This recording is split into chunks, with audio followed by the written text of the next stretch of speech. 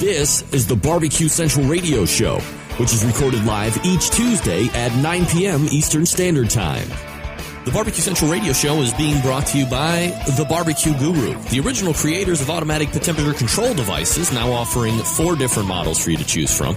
Rest easy knowing that The Barbecue Guru is controlling your pit temperature so you can get on with your life. Visit bbqguru.com or call 800-288-GURU for more information. And by Fred's Music and Tasty Licks BBQ Supply, your online barbecue and grilling superstore. From cookers to grills, wood chips and chunks, and everything in between. Also be sure to try the Tasty Licks barbecue brand of rubs and sauces. Check Fred out online at tastylicksbbq.com. And by Stephen DeFranco Jewelers. Located in beautiful Willoughby, Ohio, Stephen DeFranco Jewelers is a family-owned and operated business looking to service the great folks of the barbecue and grilling world. Get free shipping and big discounts by mentioning my name and the term Barbecue Brother. Check out their inventory by visiting StephenDeFranco.com. And by Butcher Barbecue, with 30 years of experience in retail, wholesale, meat markets, food service, and customer service. Using that experience, everything they do and sell at Butcher's Barbecue comes from real-world knowledge. Check out their award-winning spices, sauces, marinades, and injections by visiting ButcherBBQ.com. Always trust your butcher.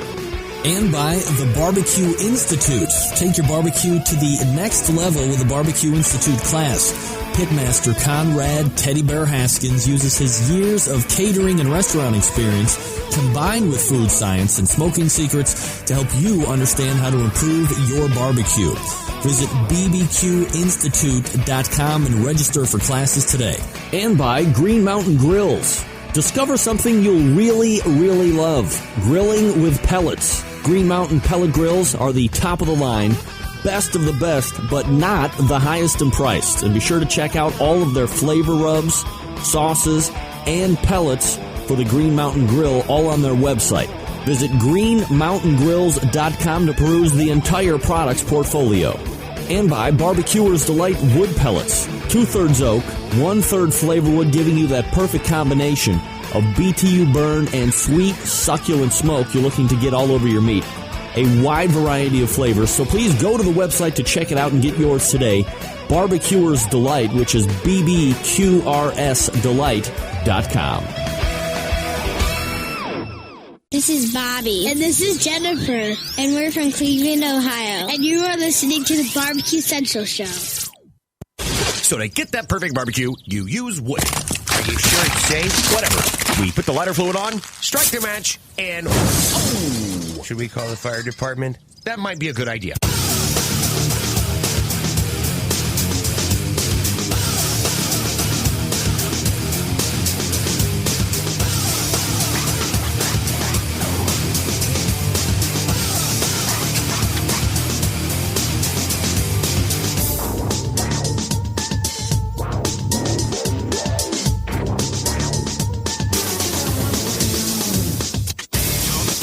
All right, good evening and welcome to another edition of the Really Big Barbecue Central Show. The show that talks about all things important to the world of barbecue and grilling, broadcasting live and direct from the Rock and Roll Hall of Fame city of Cleveland, Ohio. It is the barbecue capital of North Coast. I am your program host, Greg Rempe. Happy to have you aboard here on your Tuesday. If you want to jump in on the show, you're more than welcome to do it. I can give you 2 ways of communication. You can call in toll-free, 877-448-0433. You can also go ahead and email the show, Greg at thebbqcentralshow.com. It's a jam-packed one tonight. Get in the chat room early. This could lock out at some point. Big-name guests on the show. If you want to subscribe to the newsletter that comes out each and every Tuesday at 3 p.m. Eastern Standard Time, go to the Barbecue Central Radio Network's homepage, thebbqcentralshow.com, and go ahead and sign up. Very easy to do, painless. You provide a name and an email address. I think that's what's required. And you don't have to give anything else after that. It might just be an email address so you have something to, so I can send it to you, and then you'll have a heads up on what's happening. If you didn't get it, head over there, sign up. Secondarily, here's what's happening on the show tonight, coming up in about 12 minutes or so from now. A guy who is a lightning, no pun intended, a lightning rod of anything when it comes to barbecue and grilling. Pitmaster of Pellet Envy, Rod Gray, will be joining me. It's been a number of months since he has been on the show. It's always good to catch up with Rod, kind of get his feel, his take on what the pulse of the barbecue and grilling industry is, especially the competition side, and some other things to talk about as well. So we're looking about 2 segments to stretch with Rod. So if you're looking into the chat room tonight and you want to fire off a question, if it kind of fits in, I'll definitely do my best to work that in. So Rod Gray coming up in about 12, 13 minutes from now. Second hour, we're going to be joined by monthly contributor, guest, and overall crowd favorite of the show, Meathead from AmazingRibs.com. Now, maybe you didn't know, AmazingRibs.com is the most popular, heavily trafficked barbecue and grilling website on not only in the country, but on the face of the earth. There are none that are bigger. There are none that more people seek out. And Meathead, always gracious enough to lend time to the show. And we got a number of issues to talk about tonight. Just for heads up, in case you want to devise some of your own questions, submit them through email. You're more than welcome to do that.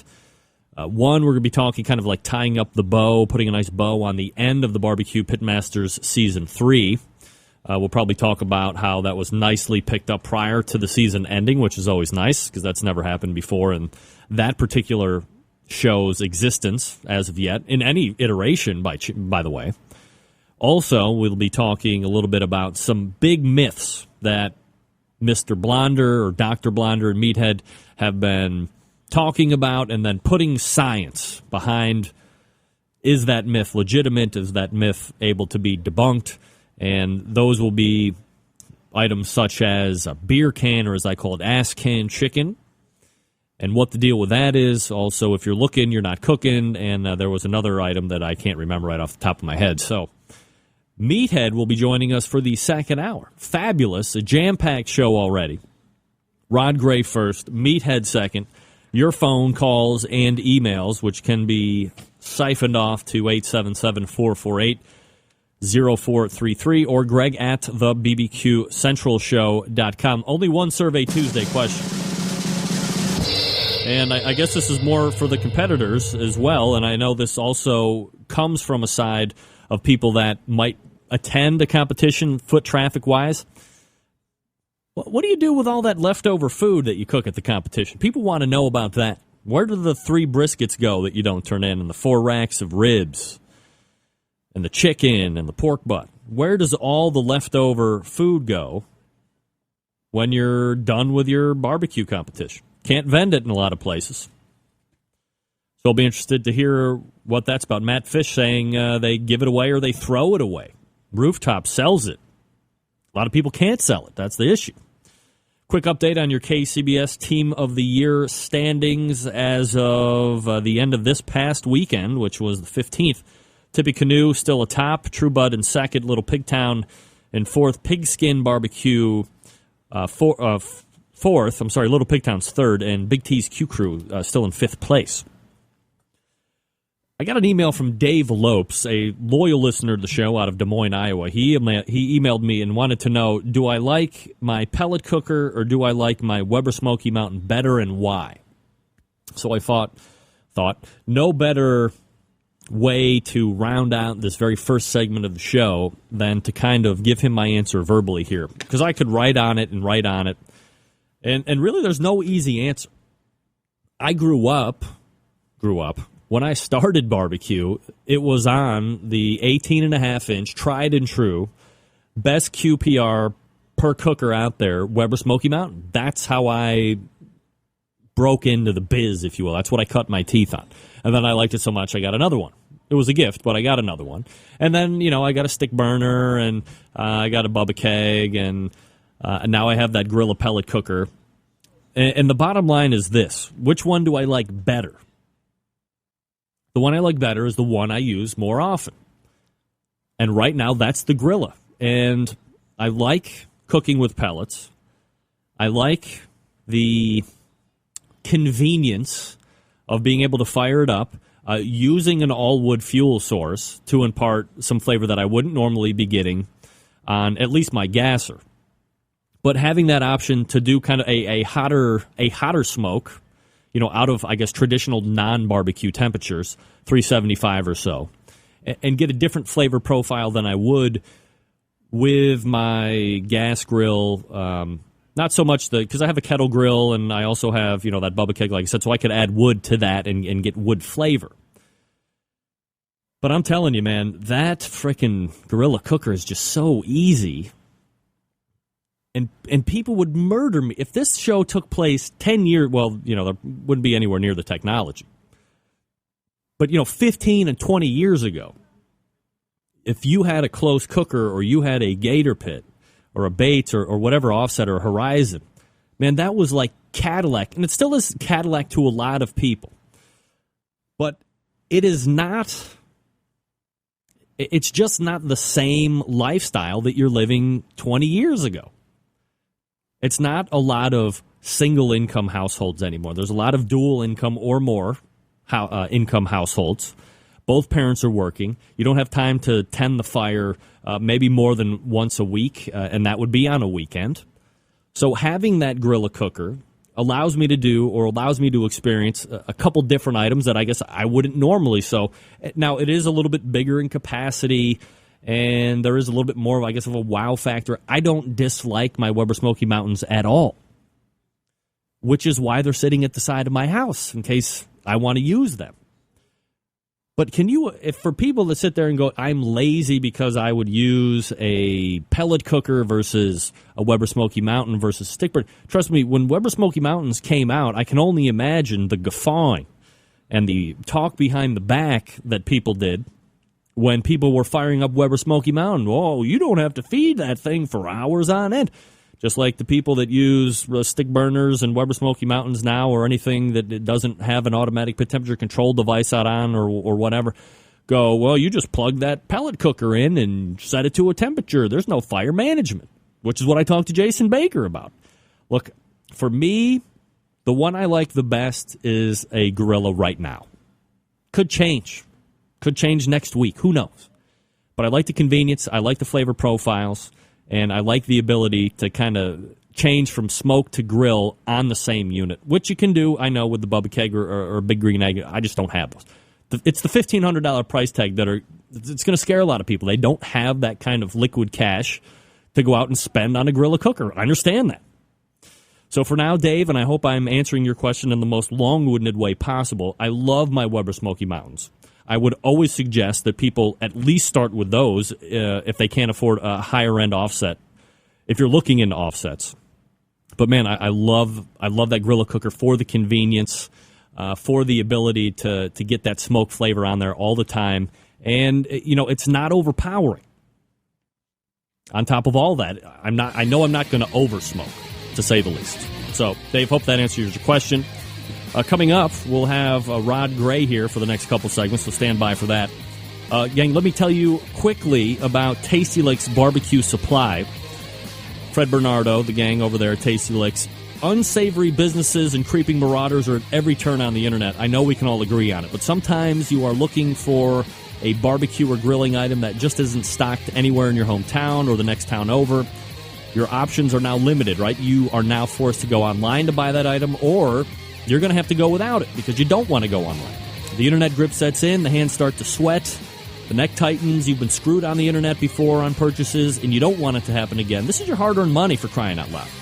You want to be sure that who you're spending it with, feel confident about, that they're reputable, they're honest and fair, and that's where the good news comes in, folks. Fred Bernardo and the gang over at Tasty Licks Barbecue relieve you of all that internet buying stress.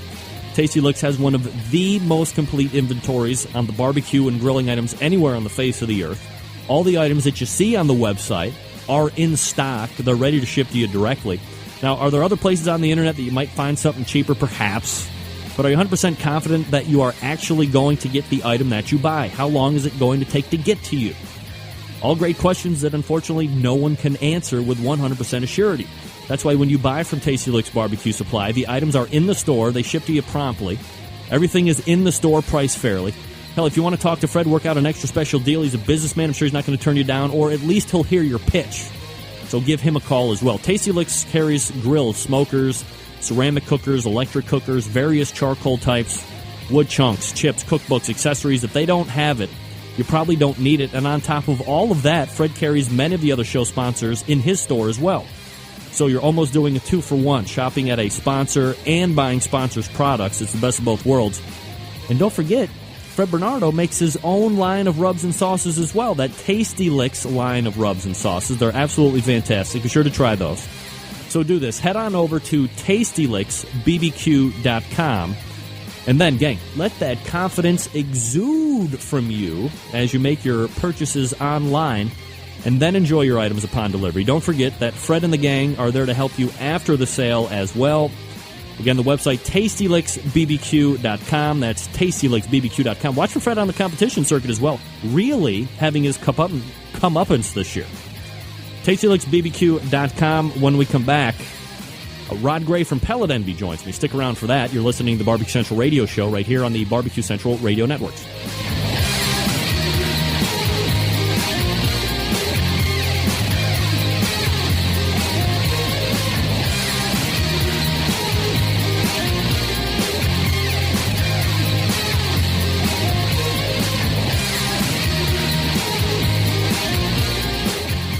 Broadcasting live from the Barbecue Central Radio Network studios in Cleveland, Ohio.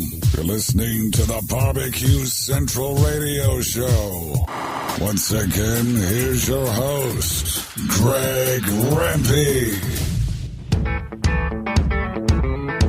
All right, coming up on 14 past the hour, 877-448-0433. Greg at thebbqcentralshow.com. Those are the two ways to get in touch with me. My first guest tonight, one of the most popular and polarizing pitmasters on the circuit. It's been a little while since he has checked in, so I figured time to play catch-up, see what's happening in the world of Pellet Envy. So we go ahead and race over to the hotline and pull up a longtime friend of the show, Rod Gray. Rod, how are you, buddy? I'm doing good, Greg. How are you, buddy? I'm doing absolutely fantastic, Rod. I always appreciate you taking time for the show. I know you're very busy. And a lot of different points and topics that we're going to be covering here tonight. So fasten the seatbelt, if you will, as we bowl through these over the next two segments. First and foremost, everybody wants to know what you're up to. Everybody wants to know, competition stuff, your thoughts on this and that. But more importantly, earlier in the year, your wife, Sheri, suffered with a bout of this diabetes thing, and we were kind of following on Facebook. Not diabetes, I'm sorry, kidney. Can you give us an update on what Sheri, how she's doing, what exactly happened, and kind of where she stands right now today? Yeah, now I'm fighting a 1 second delay where I'm hearing you twice, but I think I've got you pretty good. Here we go. It was solved. Sheri's doing well. She's obviously out of the hospital. We had 60 days for her kidneys to regenerate. They did not, so we're making our steps to get her on the transplant list, quite honestly. Initially, her sister, her brother, and I are matches for transplant, but we're not quite that far yet. So she walks, she talks, she's going back to work 3 days a week part-time. So, yeah, Sheri's doing well. Tons, I want to tell you, I want to thank everybody listening and some folks who maybe aren't listening for all the support. Tons of support from the barbecue community. I mean, unbelievable support. People doing just uncanny, crazy acts of generosity and things that actually was really quite overwhelming. And I thank all of you for everything, your well wishes, your thoughts, your actions, all of it. Is there something that contributed to it? Is she just lucky enough to have this happen to her? Anything that doctors were able to pinpoint and say this is exactly what's going on? No, this is called TTP-HUS. A lot of times they just call it TTP. And essentially her blood started to destroy itself. So when she went into the emergency room, she literally had half the blood in her system that you and I have. In turn, what was doing to destroy itself was clotting. And so in clotting, it clogged the filters to the kidneys, stopped the blood flow to the kidneys, also stopped the filtering process to the kidneys, and they shut down.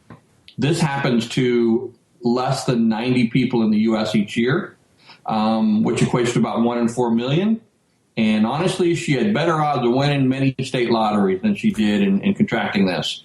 Of those 90 cases, half of them, they never know what caused it. Sheri's one of those people. They'll never know how it happened to her and what caused it. All right, Rod Gray joining me here on the show. So is there a time frame as far as you said you were matches for donation? Is it transplant list first and then a look at donation? How does that process actually work out? Well, we're just finding out ourselves, Greg. I will tell you this. A lot of people wait years for a transplant. If you've got someone in network, if you have a living donor like myself or her sister or her brother, either directly or through a chain process, it can happen a lot faster. Because of Sheri's age, she's young. Because of her condition, she's extremely fit. She's 5'11", 148 pounds. She was running 5Ks, very active, working out 3 times a week. The doctors want to fast track her. So they want her to have a new kidney by fall. So sometime this fall, it's all going to go down. All right, so we appreciate that update, Rod, and obviously everybody pulling for Sheri. So, as the updates become available, you can follow Rod on Facebook. He's pretty diligent at least kind of sharing where she's at with that, so be sure to follow him there on Facebook as well.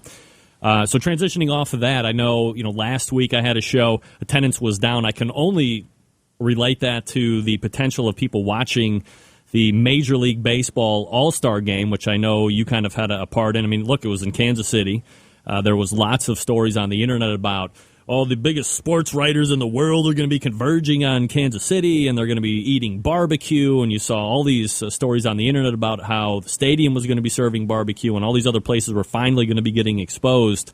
How did that? I know you had a part in that. So how did that weekend that week kind of go down for you? Well, I want to tell you, it went down great. I actually had a part in a couple different things. One, I was on the Meet Mitch crew for the week. Got to feed the All-Star players, coaches, and celebrities, which for me personally was a very amazing, fulfilling experience. If you watch any of the video or talk to my buddy Mitch, I don't really exist there. Kind of a ghost figure, but I definitely played a part in it. It was a lot. What? You didn't exist? Well, Mitch needs to promote Meet Mitch, not Pellet Envy, and he did a damn fine for that. We're still friends. He bought me lunch today for my birthday, but he neglected to mention me in all of his interviews, and he and I'll settle that at a later date. But I got to tell you, it was so much fun. One little side story: I'm in the clubhouses have little kitchens the players can eat. Usually it's after a normal game, and we were serving before and after at different times. And I was in the Royal Side kitchen area. I think it was actually during the Home Run Derby. And it was pretty cleared out because the players were out watching, and in walks Paul Konerko in street clothes. I'm not a huge baseball fan, kind of a hometown guy. And we strike up a conversation. He's asking me tons of questions about brisket. He doesn't know who I am. I don't know who he is. Tells me he's got a large big green egg and a Cook Shack electric smoker. He lives in Arizona, and he can't find whole packers. So we finished the conversation. He giving him my card, and I'm telling him where to buy whole packers in Phoenix. Wow. He doesn't even know his locations don't. So when he gets home after the season, he's headed to the depot to buy some whole briskets and fire them up in front of his pits, which is really cool. Rod, let me. I'm going to dump you real quick. I'm going to call you right back because my audio is jumping out a little bit. So give me 1 second here. I'll call you right back. Yeah. All right, here we go. Sorry about that. I heard that too, guys. Gang. Don't worry. You there, Ron? I got you. Yep, here I am. Okay, hopefully that'll fix it there. So you've somehow aided Paul Konerko on where to get briskets in Arizona. So you are like the go-to guy as far as MLB is concerned for whole packer briskets. He didn't know me from Adam, but I also filled him in on the virtues of Smoking Guns Hot Rub and Blue Sock Barbecue Sauce, which he intended to seek out when he got home for the season, for sure. A winning combination, if I've ever heard. All right, so kind of bridging nicely into that, if you don't mind, we can move into a little bit of competition cooking talk right now. Now, Obviously, for certain reasons, Pellet Envy noticeably absent out of the top 10. But, look, you're still a competitor. You want to win. So as you're looking, and I'm sure you're still perusing the standings and seeing, who's competing, who's winning weekend in, weekend out, are there any teams that are impressing you right now with the success halfway through July?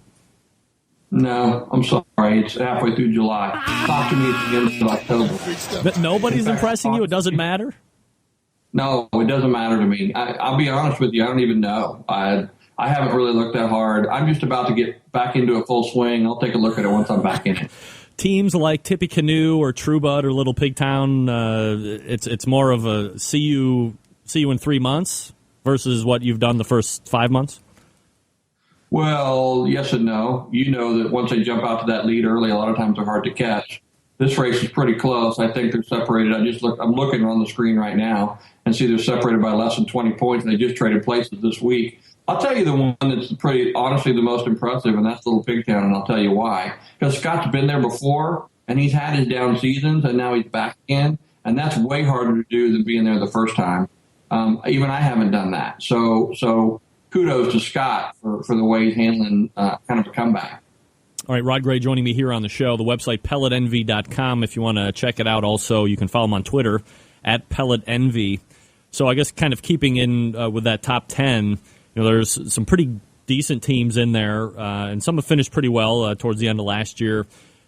And you kind of alluded to it here a few minutes ago. Do you think some of those teams are going to cycle out by the end of the year, or do you think you might see, a lot more teams jump up, and the teams that are in the top 10, top 5 right now, they're not going to be there? Well, it's hard for me to make that prediction. Let me just say this. If you think you're comfortable in the top 10, you shouldn't be, because things change in the fall. There's still some big contests to be had, and there's some guys who know how to play that game. And come the end of October, we may see some pretty major shakeups in that top 10 because guys get hot, they get hot at the right time, and they're unbeatable, and away they go. So let me ask you this. When teams, at the end of a competition season, whenever that is for a team, initially, at some point they're going to, maybe they take a week off, maybe they don't take any time off, and they're immediately looking at the calendar for next year, seeing what competitions are there. I mean, how does a team who is really interested in trying to win Team of the Year honors, for those that want to do that, how are they able to best plan out and pick competitions that are going to put them in the best position to do that?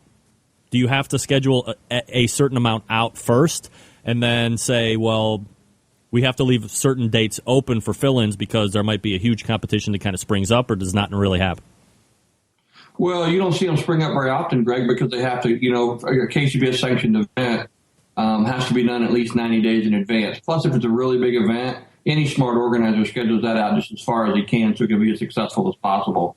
But you asked me, the first part of that question was, how do you be successful? Let's take Munchin Hogs, two-time national champion, won last year. Yeah. What did he finish the season with? Like a 28-90 or something, which is the equivalent of winning 10 40-team contests. How did he get that done? He competed at the big events. He won the big events. It had the most points. And that's how you're going to finish the season. If you think you're going to sneak around and cook a bunch of 30-team contests, even if you won 10 of them, you finish up with 2,800 points, and that's not enough to win Team of the Year. Rod Gray joining me here on the show. PelletEnvy.com is the website if you want to check it out. Do you have any idea or your best guess on a percentage of teams that set out every year to try and win KCBS Team of the Year? Is it like less than 5%? Is it 25%? What do you think? Well, there's so many different numbers for how many teams are out there on the circuit. Some guys are doing one contest in their hometown a year, and I've heard numbers as high as there are 7,000 unique teams that compete in KCBS-sanctioned events a year. I don't know that actual number, but in terms of the ones that are out to win Team of the Year, I imagine there's about 20 of them every year that are trying to do that. I'm getting a kind of a unique question here from Shan Glenn, and it says, which would be better, one of the Royal wins or Team of the Year? But let me ask a different question. What would be better, Team of the Year, which you've done, or winning both the Invitational and the Open back-to-back? That's a fabulous question. While I pondered that, let me compliment you on your wardrobe this evening. You are a very well-dressed man. Well, I get apparel from only the finest in the barbecue community, Rod, of course. No matter how I answer this, I insult somebody. And I'm biased because of what I've done. I would love to win the Royal Invitational or the Royal Open. I'd love to win the Jack Daniels. It takes a pretty good cooker and a lot of luck to win one of those events on any weekend. But the guy who wins the Team of the Year, the national champion, has had more than luck. It's a season that involves some luck and has some skill. because you've had to do something over a course of 9 months, not one weekend. Winning both the Invitational and the Open would be a phenomenal feat. Don't get me wrong. And it's my favorite contest in the country. So that'd be really, really cool. But the national champion is the team that wins KCBS Team of the Year, far and away. All right, so last time we talked, I believe you had started to mention that you were making a bridge over towards the Wagyu briskets instead of just what you're getting out of Sam's Club. Something that you're sticking with as you get back on the trail, or will you go back to how you were cooking prior? You need to look at your notes. I gave that stuff up year ago, May. I'm cooking regular old choice grade brisket. You're cooking regular old what? Choice grade brisket. All right. So you tried it, and now you're back. What didn't you like? I mean, it still seems to be pretty popular.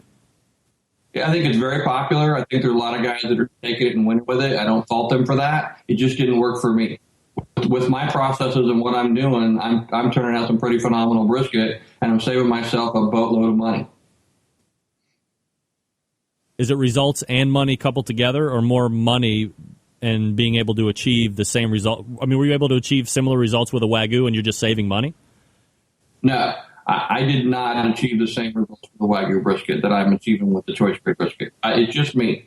I'm not going to do it, but I can name some of the best teams in the country that are cooking the expensive stuff and doing great with it. Sure. I just wasn't one of them. I just couldn't do it. And I don't fault those guys for if that stuff propelled me to the winner's circle every weekend, I'd be buying it too. I just couldn't get it dialed in. It just wasn't working for me personally. Rod Gray joining me here on the show. You know, when you first started cooking, you were running a pair of FEC 100s. Now it's straight Jambo. You won a lot of competitions with the FEC cookers, as many teams do, and many teams are still doing.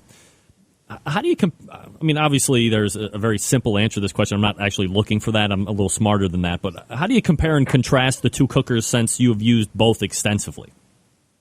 Where's my laugh track? I wanted to hit it during that question. Here, I get this question a lot. Here's my answer. Yeah. I would turn the thing about a pellet cooker, about an FEC 100, or actually mine were FE 100s. They were predecessors to what's out there now, and I liked them a lot. But the best thing about them was consistency. I turned out the same product week in and week out. Fabulous stuff. But on my best day, I wasn't as consistent on a pellet cooker as I am on the Jambo. And what I mean by that is I consistently turned in a really high-level product off the FECs, but guys cooking on a stick burner were turning in some average stuff that was beaten. So it just got a little frustrating. And actually one day I realized no one has ever been the national team of the year cooking on pellet-fired pits. And I thought, you know what? If you can't beat them, join them. It was a new style of cooker. It was an offset. I got a whole lot less sleep. You can tell what it's done to me.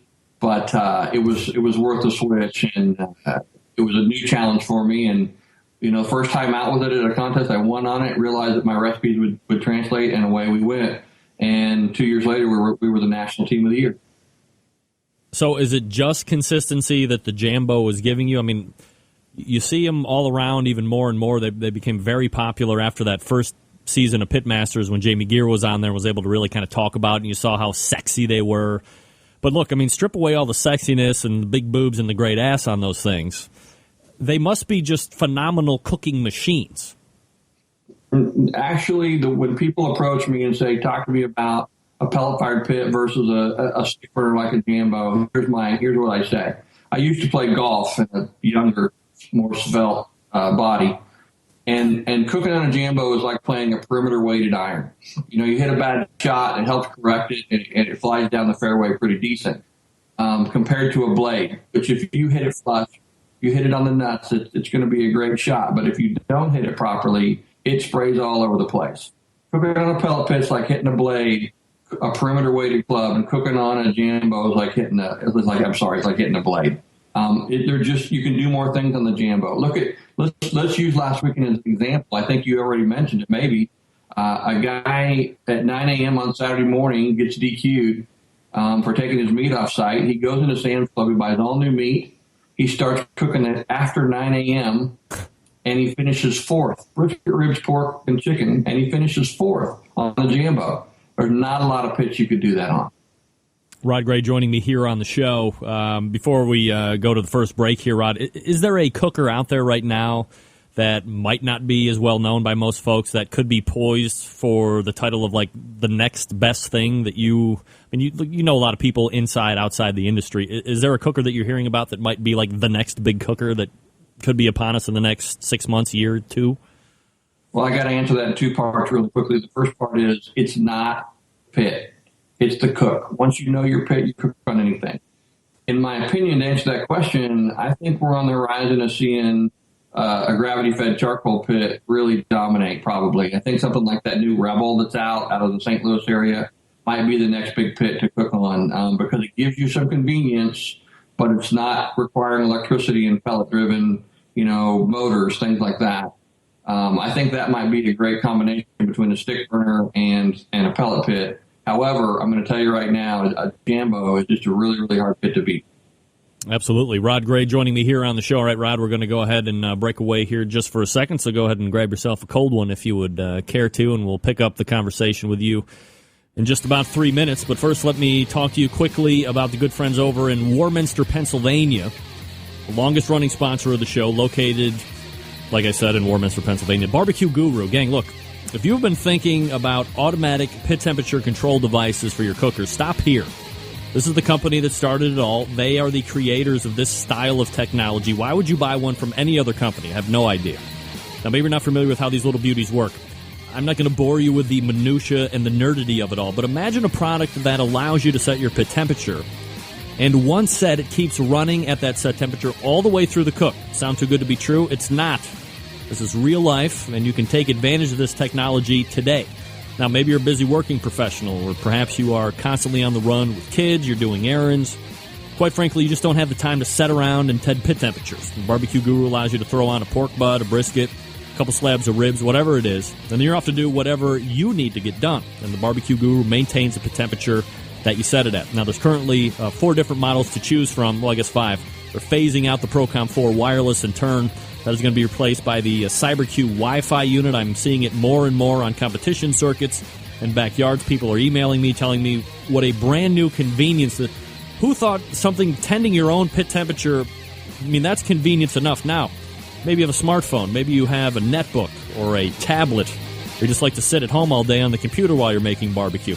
If you have some sort of hotspot, or you can tap into the hotspot on the unit, the CyberQ Wi-Fi itself, it'll launch a web page, and now you can see where your pit temperature is at. You can see what internal temperature your meats are at. Maybe you're cooking a little too fast.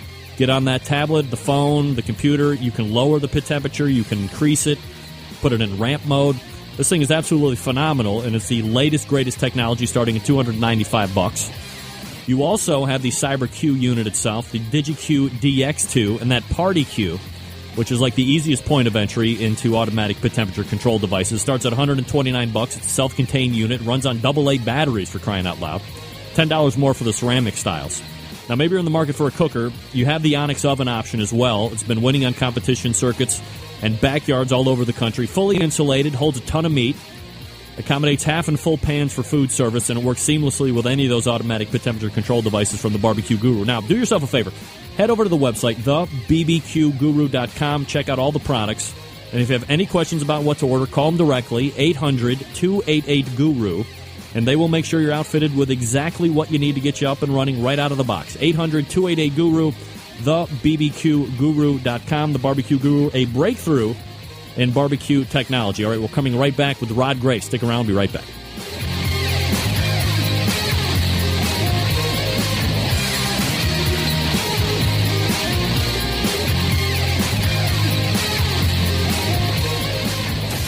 Get in the smoke. Call 877-448-0433 to get on the air.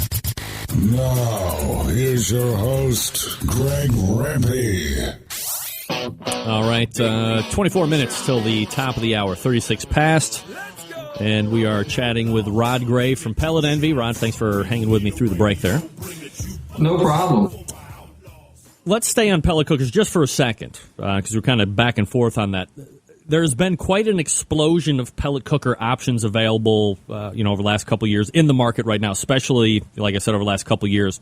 I'm not going to ask you if they are some form of cheating, per se, when we talk about competitions. But do you think it's important for any pitmaster to have some semblance of real fire management within their barbecue career at some point or another? Does a NASCAR driver have to know how to rebuild an engine? Well, I mean, I bet 90% of them probably know how to. I don't know that. Do you really know that? I feel safer. I feel safer saying 50% probably know. Okay, well, they might wear hair gel. Pitmasters know how to run a fire, so I think we're there. It doesn't matter. It's not about fire management. It's about winning a barbecue contest. However you can get there, as long as it's legal. Yeah, I don't know. I guess I'm who cares? Maybe I'm subconsciously calling back to the traditional barbecuist. I guess, when I cut my teeth 5-6 years ago, you're always told, know your cooker, know your cooker. And while I love my pellet cooker, I also like to know the fact that if I didn't have one, I could fire up a cooker and do an offset, and I could do it through charcoal, and I know all these different methods that maybe other people aren't bothering to learn because they have a pellet cooker. I understand what you're saying. Am I just bragging? We're mixing apples and oranges, I think. Winning a barbecue contest is about cooking good stuff, but knowing how to run a proper fire, I'm not sure that's a big necessity. All right, so if it's not that big of a necessity, and less than 50% of NASCAR drivers know how to rebuild engines, are you opposed to allowing any and all cookers into barbecue competitions at this point? Should KCBS just open the floodgates and let the propane cookers in and the electric cookers? If it's the cook and not the pit, why not? I'm not opposed to it. I've never have been. You have me on record if you can find it in the minutes, and I'm not opposed to opening the floodgates and cooking on whatever. Run what you brung, baby. That's all I care. What do you think the holdup is? Are they so stuck in traditional ways in some forms and fashions that they won't allow it? I mean, does that just get killed immediately down in a vote? Yeah, pretty much. There's still a lot of old guard on the KCBS board. There's a few young guns there, but for the most part, it's just not going to happen with the current group. Does it seem a tad... I'm sorry, you're talking and I don't even have you on screen. Does it seem a tad hypocritical for the old guard to not let propane cookers in, but I can go plug in my pellet cooker and set it at a temperature and not be able to tend fire? Forget the fact that we're kind of skirting those rules because it is using a form of wood for fuel. Or if I'm using charcoal and I'm using a barbecue guru or a stoker, I mean, that's not necessarily causing me to learn or keep up any type of tradition. It seems a little hypocritical of me if you're not going to let one in. Why are you allowing a pellet cooker and a guru? Well, I agree with you, and you have to know a little bit about the history. Remember, the guy that proliferated pellet cooking actually sat on the board as they were really being brought onto the scene. And so with his help, they found a way to put pellet cookers into play. Had it been a guy that was developing a gas-fired pit, for all I know, there'd be gas-fired pits on the circuit right now, but that's not how it happened. Rod Gray joining me here on the show. PelletEnvy.com is the website. You can follow him on Twitter at Pellet Envy. Rod, you've been in the barbecue game for quite a while now. What are some of the biggest changes that you have seen in the competition world since you got into it? And maybe even something that you used to do that you don't even do now? Oh, shit, who knows? I'll tell you the one thing I see that bothers me, and that makes me a crotchety old barbecue cook. I'm tired of seeing the young guns holding the number one sign up when they win a trophy at a barbecue contest. It's like, really? You're number one of what? Of that category on that day? It's a damn long season, fellas. Act like you've been there before. Is there a little classlessness that's happening during award ceremonies, do you think?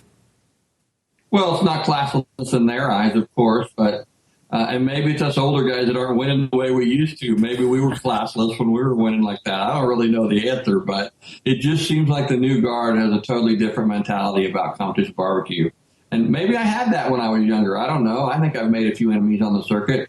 I don't know about enemies, but I put off a few people, and honestly, I'm fine with that. But I don't think I ever raised my finger and wanted to show everybody that I had an index finger on both hands or whatever it is. I'm not quite sure. Or the faux gang sign or whatever. You might watch out, Greg. I think somebody's stalking you from behind the banner. Yeah, my middle daughter's going to bed. She's wishing me good night from afar because she knows I'm very important on the internet with Rod Gray. Rod, there was some talk about, you remember, was it like 2 years ago, you were talking about a potential name change from Pellet Envy to one of the names that I thought could have been the baddest ass names ever on the face of the earth, which was F-Bomb Barbecue. Do we have any update on that? Is that even a potential? Has that talk just completely died off at this point? I mean, I would love to say F-Bomb Barbecue won Grand Champion and Team of the Year and Pitmaster of F-Bomb Barbecue. I mean, it doesn't get any better than that. Yeah, I got vetoed by my wife. But honestly, unless I want to cook the rest of my life just as a solo Pitmaster, we're never going to be F-Bomb Barbecue. I'm not going to lie. I'm thinking of reviving the Meat Beater team, though. Maybe that might be my next choice. I'm not sure. All right. Well, we'll keep an eye out for that. Are you going to be jumping back into the competition scene soon? Starting this weekend. I'm back on the circuit starting this weekend. Just stay kind of close to home from Burlington, Kansas in the heat with a bunch of good teams and see if we can't knock the rust off this weekend. All right. And how many more do you have lined up for the rest of the year? I'm going to try to cook about every weekend, Greg. Oh, wow. The best I can. Sheri's doing well, like I said, and she's leveled off to a point where she's pretty self-sufficient again for the most part. I may have to pull out a weekend too along with the fall. My goal is to get back into it every weekend. That's where Grease Lightning wants me to be, and where I plan to be. All right, Rod, I'm sorry to do this again. I'm going to have to dump you and reconnect because my audio's cutting out again. Be right back with you in 5 seconds. Pain in the ass. This should all potentially be resolved maybe next week. Sorry about that, Rod. Seems like we get a good 8-10 minute stretch, and then for some reason it wants to die off, so we just reconnect. All right. Now, look. I think my personality is too big for the internet. I absolutely agree with that 100%. You're absolutely correct. Too big. Not only for screen, but for the interwebs bandwidth as well. I can't stand watching myself on video, by the way. I need to just stare at this green dot and quit looking all over the place. I look like a special needs child. That's probably a horrible thing to say. That wasn't good. Well, you said special needs, not retarded. See, now people will send me email. That's all right. I got a retarded cousin, so I'm allowed to say that. All right. Now, look, Barbecue Hall of Fame. Yes, I have found out through the very depths of my knowledge that you are somehow in cahoots, or you're sitting on like a subcommittee of election, or what's your capacity with this Barbecue Hall of Fame? I currently am the subcommittee chairperson of the Barbecue Hall of Fame. So basically, I'm the Barbecue Hall of Fame committee chairperson. It's a subcommittee of the marketing committee at the American Royal. So the buck stops with me. So here's the great thing. It was finally picked off the internet in that ridiculous, like, limbo state that it was sitting on as like just an internet site that I think was run by Ray Basso or whatever, who runs a horrific forum. Anyway, now you have picked it off. And you have going to be putting in brick and mortar. You have people going in. What was the impetus of actually getting a true Barbecue Hall of Fame going instead of just leaving it online? Well, it was dying a slow death online, like you said. Now, look, I'm going to give Mike and Ray a lot of credit. They thought it up. They founded it. They got the ball rolling. They had 7 inductees go in, and then I think in 2011, no one even nominated anyone for the Barbecue Hall of Fame. So it just seemed like time that we have a legitimate National Barbecue Hall of Fame, and where better to have it than at the American Royal, home of the only true barbecue invitational and the world's largest barbecue contest right here in Kansas City. And by the way, it's not going to be just because it's located in Kansas City, it is definitely going to be a National Barbecue Hall of Fame. And truthfully, we got a lot of help from Sterling Ball on coming up with this decision to do this. And so the Royal acquired the rights to it, and its new home is at the American Royal. All right, so we have a new inductee class going in, and it seems there's a criteria set: a pitmaster, a man or woman, industry/business, and then you have a celebrity going into. So first two I have like zero problem with. Johnny Trigg goes in this year. I mean, what's the voting process? Is that, do you have the Competition Barbecue Sports Writers of America? Do they get a vote? Am I going to get a vote? I mean, how are you picking people going into the Hall of Fame? Just as a general, like, what's the process? Well, just know this. We needed to acquire that entity legally, and it's a lot slower process than a lot of people believe it is. So, truthfully, there was no need to start picking candidates to vote on until we were acquired, until we were legally had the rights to it and things like that. So this year, a panel of folks who sit on the Barbecue Hall of Fame committee were the people who did the voting. We selected some people for nomination, several people in each of the three categories, and then we voted it out, and the winners came out on top, and they're being inducted this year. So the worst thing about it is this celebrity category. When is that going to get removed, and who can I forward a petition to? Rod, I'm telling you, it is such away right over here in the trash can. That is it is such a gray category. I mean, why the hell should Guy Fieri be in a Barbecue Hall of Fame? Guy Fieri or Guy Fieri, or I don't know what his name is. Why should he be in? That's not fair. Listen. Here's the deal. We want to make the Barbecue Hall of Fame legitimate. We want to make it a brick-and-mortar facility that people can visit in the future. Okay. And I'm not going to lie to you, it has to be a little bit self-serving. We want to bring people to the American Royal on Saturday night. All right. So the Hall of Fame induction ceremony is Saturday night. So we got two really strong, legitimate, traditional categories in the Pitmaster and in the business and industry category.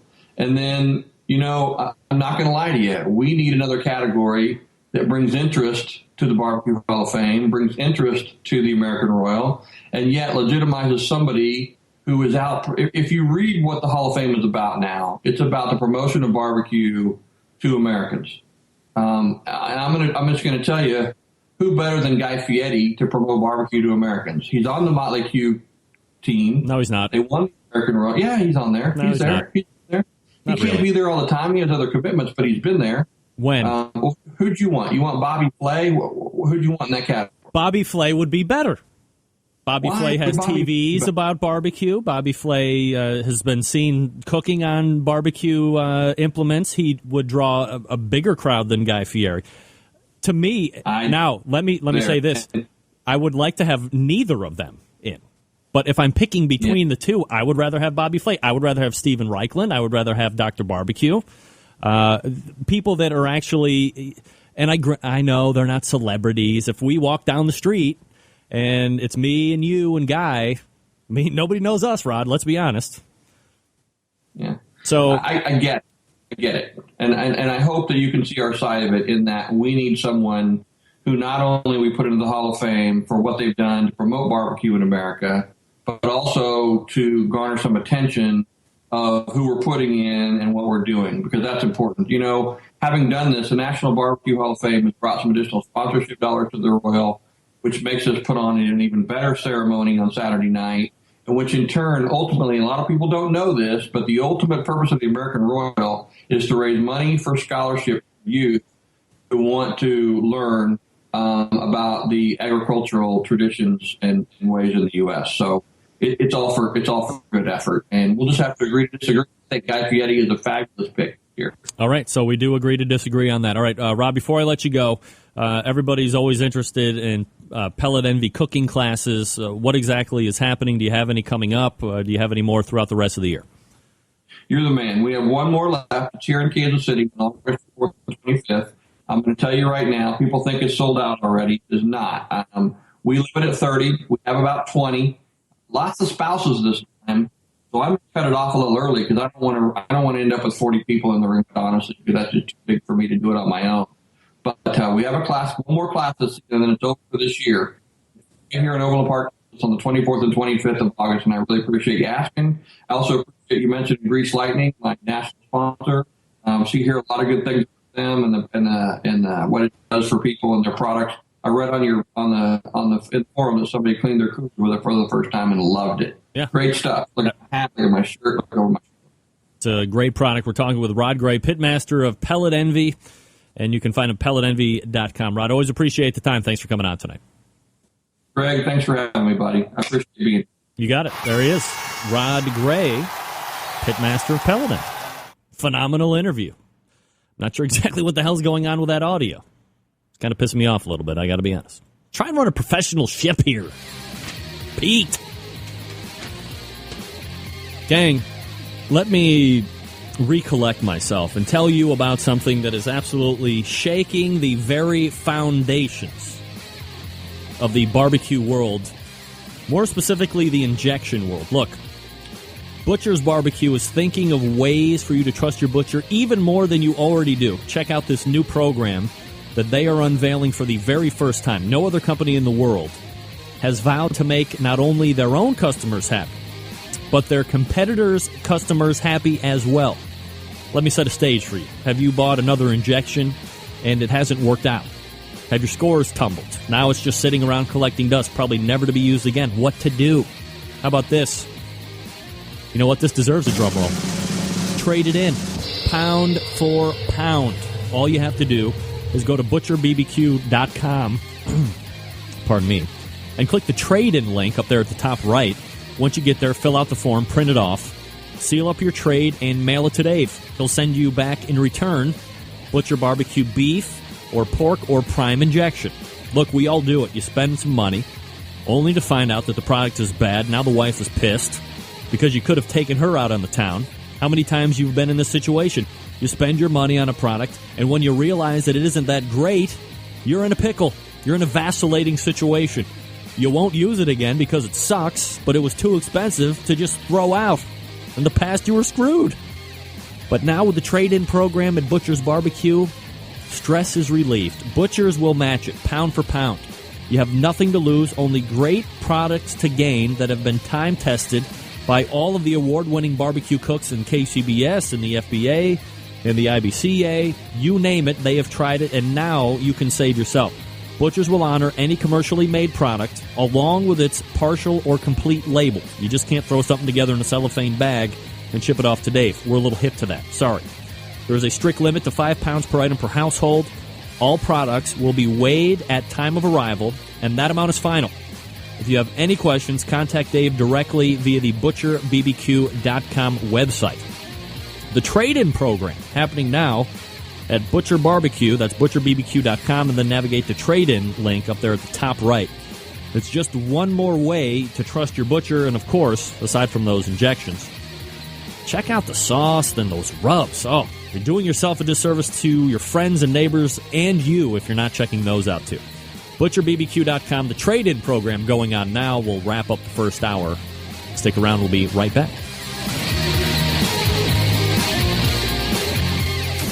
Big name interviews, advice on cooking brisket and ribs, and the only host willing to share his honest opinion on all things important in the world of barbecue. It's the Barbecue Central Show.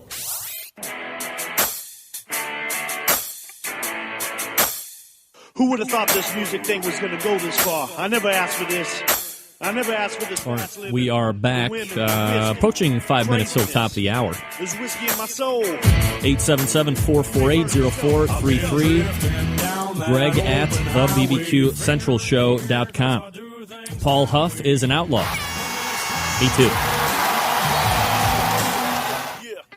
Rod sent me shirts, not just a shirt. And by the way, next week I will be wearing... Can I show this? High Barbecue, which is out of Hawaii, believe it or not. HighBarbecue.com. It's pow when it's pow. I'm guessing that means it's done when it's done in Hawaiian. It's the place to go in Hawaii for all things barbecue. HighBarbecue.com. Crash Déjeuner. 808-271-3392. Crash at highbarbecue.com, and that's QUE. I have it. It might be... Do I have the shirt out there? It's probably in the washer. I can't wear one right out of the box, man. It itches. Yeah. Pour water. So this is the shirt I'll be wearing next week. But Rod sent me a shirt for every year that they've been in competition. So I got like 2 or 3 black shirts. I got 2 of these kind of... One was green. I wore that a couple weeks ago. This one's more slate. But the Pellet Envy right there, it's got all sorts of great logos on the back. So awesome. And a great interview again by Rod. Look, Rod brings in the crowds. He is a polarizing figure. He is there to speak...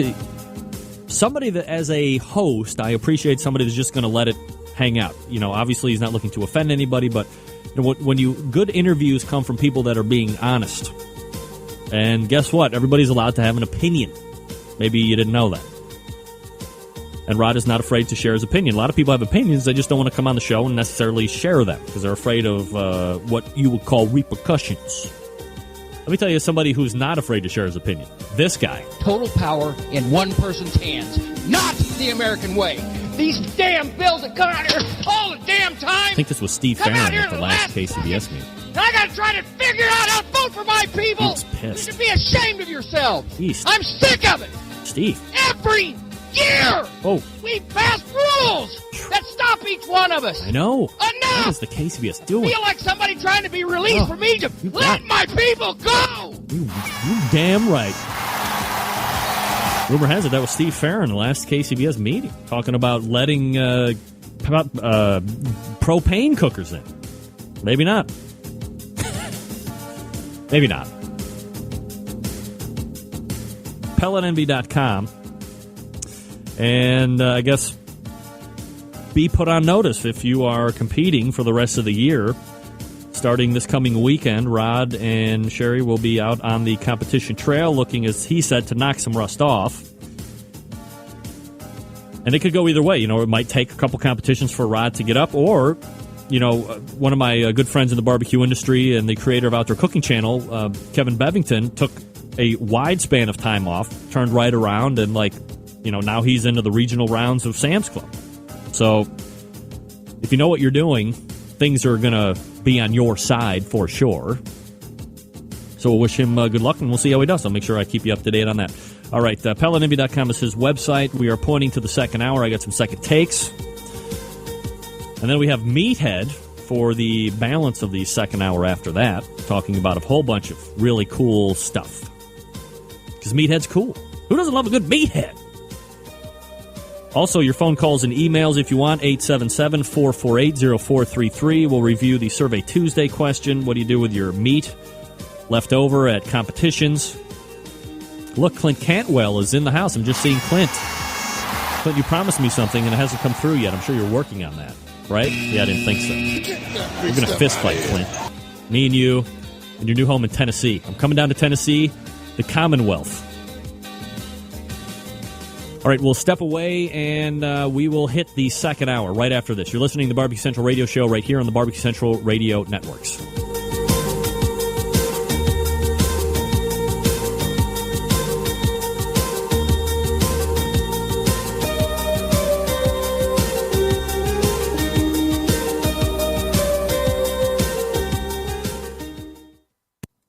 Hi, I'm Johnny Dam, host of the Damage Report radio show. When I'm not falling in love with the First Amendment all over again, I like to sit back, relax, and rub my meat to the Barbecue Central show. And now your host, Greg Rempe. Go, Greg. Yeah, rub that meat. From my heart and from my hand, why don't people understand my intention? Happy to have you aboard here for the Really Big Barbecue Show. We cook because we have to, and we grill because we want to. Fine, how's it going? You have a great show. I'm a big fan. So what seems to be the problem here? This man looks like he's dead, and he's in the crackle. Charbono! It's all about the Charbono, dude! Succulent fish. What? He ate 54 wieners. But listen, Lavernius, shake a face. I'm shaking like a dog shitting peach seeds. You could use it to fight off creeping marauders looking to take your steaks off your grills. I just like being anywhere with Junior, Senior, and Diva. Sounds like a whole other type of movie. Wow, yeah, really. Keep it hot, keep it clean, keep it lubricated. We have top men working on it right now. Top men. All right, just like that, we are into the second hour, ladies and gentlemen. Oh, man, just got some fabulous news via chat. Brent Richardson, the pitmaster of Slabs of Approval, sending me a Tux T-shirt.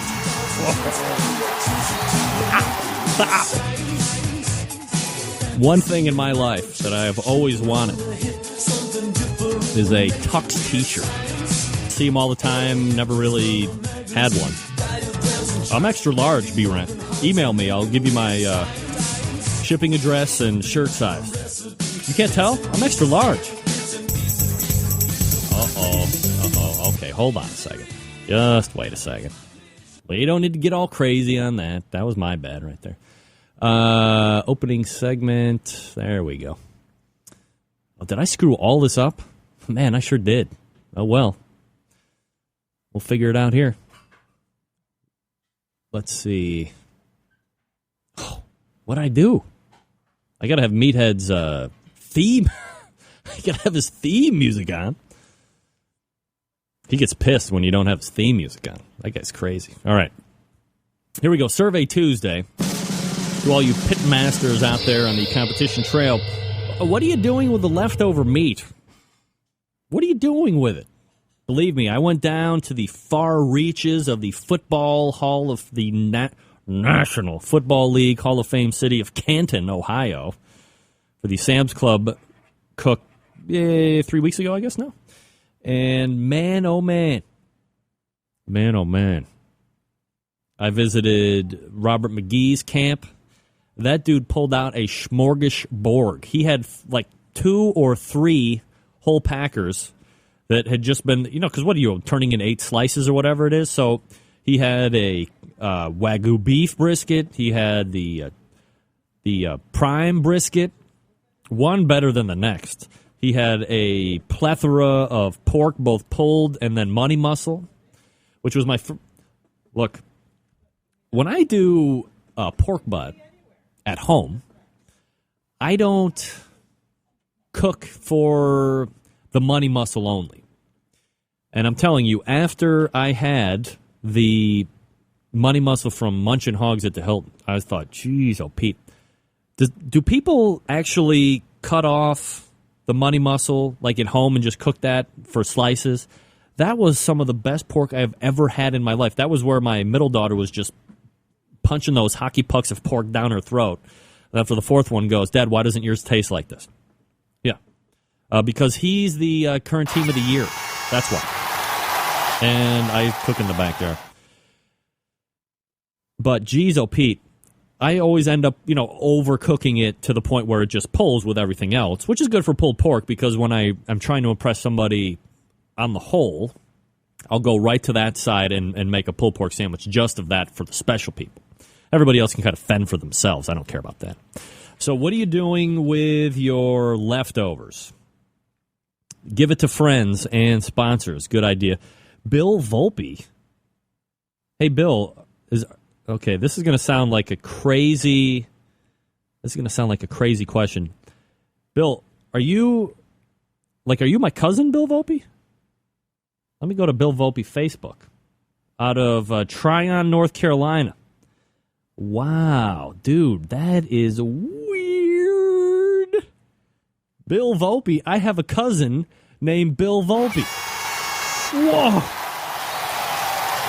Hey, there's my dad, Bill Rempe. Bill, look, Dad, look right above you. There's Bill Volpe.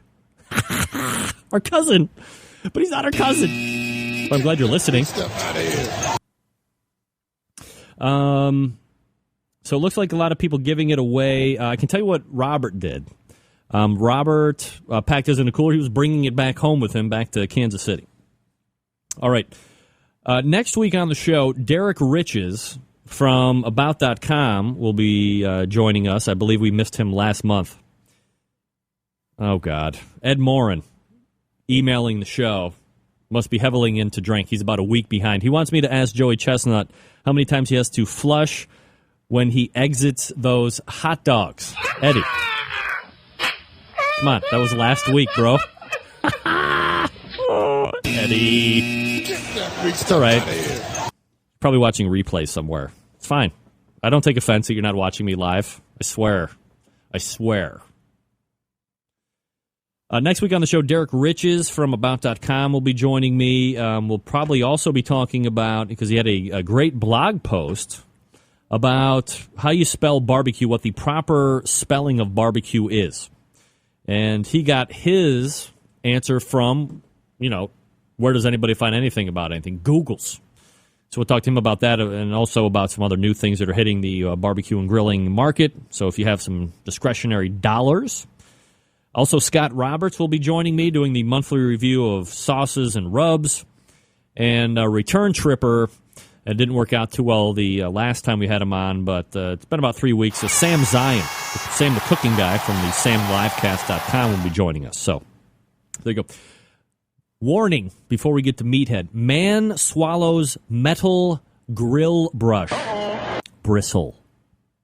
Emergency surgery. This happens in Washington. Man says he accidentally swallowed a steel bristle from a grill brush he used during a barbecue and needed emergency surgery to take it out. King 5 reports that Adam, there's no way I'm going to get his last name right, went to the hospital Sunday complaining of abdominal pain that wouldn't go away even after taking medication. Doctors then found a metal bristle and performed emergency surgery to pull out the thin metal bristle from his intestinal tract. The last name that I can't pronunciate says he recently hosted a cookout, and he thinks a steel bristle from his grill brush fell into his steak and apparently swallowed the metal without realizing it. He's expected to make a full recovery. The Center for Disease Control and Prevention just warned Americans around the 4th of July holiday of potential dangers from inadvertently swallowing wire brush bristles that may have fallen off grill cleaning brushes. In its July 6th issue of Morbidity and Mortality Weekly report, the CDC described 6 cases of patients accidentally swallowing the brushes, suffering injuries that range from painful swallowing from a punctured throat to tears in the gastrointestinal tract that required surgery. All patients recovered from their injuries once the bristles were removed. The CDC doesn't blame a particular brand or type of brush. If you swallow a grill bristle, the CDC encourages people to report it to saferproducts.gov, which I'm guessing is something assimilated to them. Look, guys, gals, first things first. You're performing proper grill hygiene if we have to reset the very basics of grilling. When you're performing grill hygiene, you're doing this. It's a preheat, all the way up as hot as it's going to get. Then, once you've reached that, you grab your brush. Now, they make brushes now that don't have the bristles per se, but they look kind of like a steel wool. And you can go, over the top. That'll really do really good over the top of the bars, but it's not going to get in between. Look, spend the $25 or $30 it's going to be. Go to a restaurant supply store and ask them for a broiler brush. These things are industrial strength. It is going to take a lot of back and forth to actually have one of these tines fall off. And benefit, if one of the tines do fall off, you're going to see it. You're not going to mistake it for, you're going to see it. You're not going to not see it and then eat it. And also, if for some reason you're partially blind in your left eye and you put the piece of meat with that huge tine in it, you're going to feel it in your mouth. You're not going to be swallowing it. So go get a broiler brush. I've had one for like 2.5 years. It's not, when I used to get those stupid brass bristle brushes from Home Depot, I would be, what the hell was that? Flying Cocoa Puffs. Get that big stuff out of here. I would burn through those brass brushes for a summer. Easy.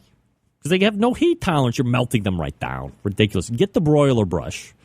Now, if you have the porcelain-coated cast iron grates, you're kind of up shit creek on that one. But look, switch out to stainless steel, get the broiler brush, and boom, you're done. You'll have a brush that will last for years. So you're not continually dropping $10 or $20 on those stupid brass bristle brushes. And you're not going to have to worry about swallowing bristles. So then, look, survey your area on the grill. Make sure there's no contaminants on there. It sounds like this guy was cooking his steak and then decided to do a grill brush on top of it, and it just fell off as he was taking it off. Common sense, folks. That's all we're asking for here in the Barbecue Central show. A little common sense, for crying out loud. We don't want you to pop your intestinal tract is what we're trying to say, okay? Just trying to help. Just looking to pass along common sense and courtesy. Meathead's coming up on the backside. That didn't sound right. Take your barbecue to the next level, guys, with the Barbecue Institute class. Pitmaster Conrad Teddy Bear Haskins uses his years of catering and restaurant experience combined with food science and smoking secrets to help you understand how to improve your barbecue. Backyard barbecuers and those folks who want to open a business drive and fly in from all over the world for the Institute's small, friendly, informative classes. Upcoming Barbecue 101 classes include Riverhead, New York, Dallas, and Houston, Texas. A commercial barbecue class for those wanting to open their own barbecue restaurant is coming up at the Gator Pit Factory in Houston using their approved commercial kitchen. Now, following a sold-out second annual barbecue at McKinley Springs Winery, plans are already in the works for 2013. You say 2013 or 2013? Reply. The Barbecue Institute is planning and adding a 2-day Dutch oven class and a 1-day butchering class on either side of the weekend. Learn the differences between cooking with charcoal, gas, logs, wood pellets. They can all produce amazing results, no question about it. Yet they all require a different route to get there. Learn the practical secrets from the food science. Learn the practical secrets and the food science on the methods to get the best results from each heat source, because it's all a little bit different for what you're using. Now look, we're not teaching classes on the weekends. Conrad is conducting private classes and corporate events from coast to coast during the week. He is completely steeped into barbecue and grilling. That's something he does on the side or just for cash grab. He's doing it every day of his life. He's also the founder of the Operation Barbecue, OPBBQ.com. In 2004, that's when he founded it, and he still barbecues for troops and wounded warriors. Mention to the troops and the wounded warriors out there. To make your next off-site event really memorable, have a Barbecue Institute off-site party. Show your employees you care with that very best barbecue that money can buy. They will be talking about it for years to come. And look, it's hard to keep employees now. Market's kind of picking up a little bit. People have a little bit of options. You want to retain the good workers. This is one of the best ways to do it.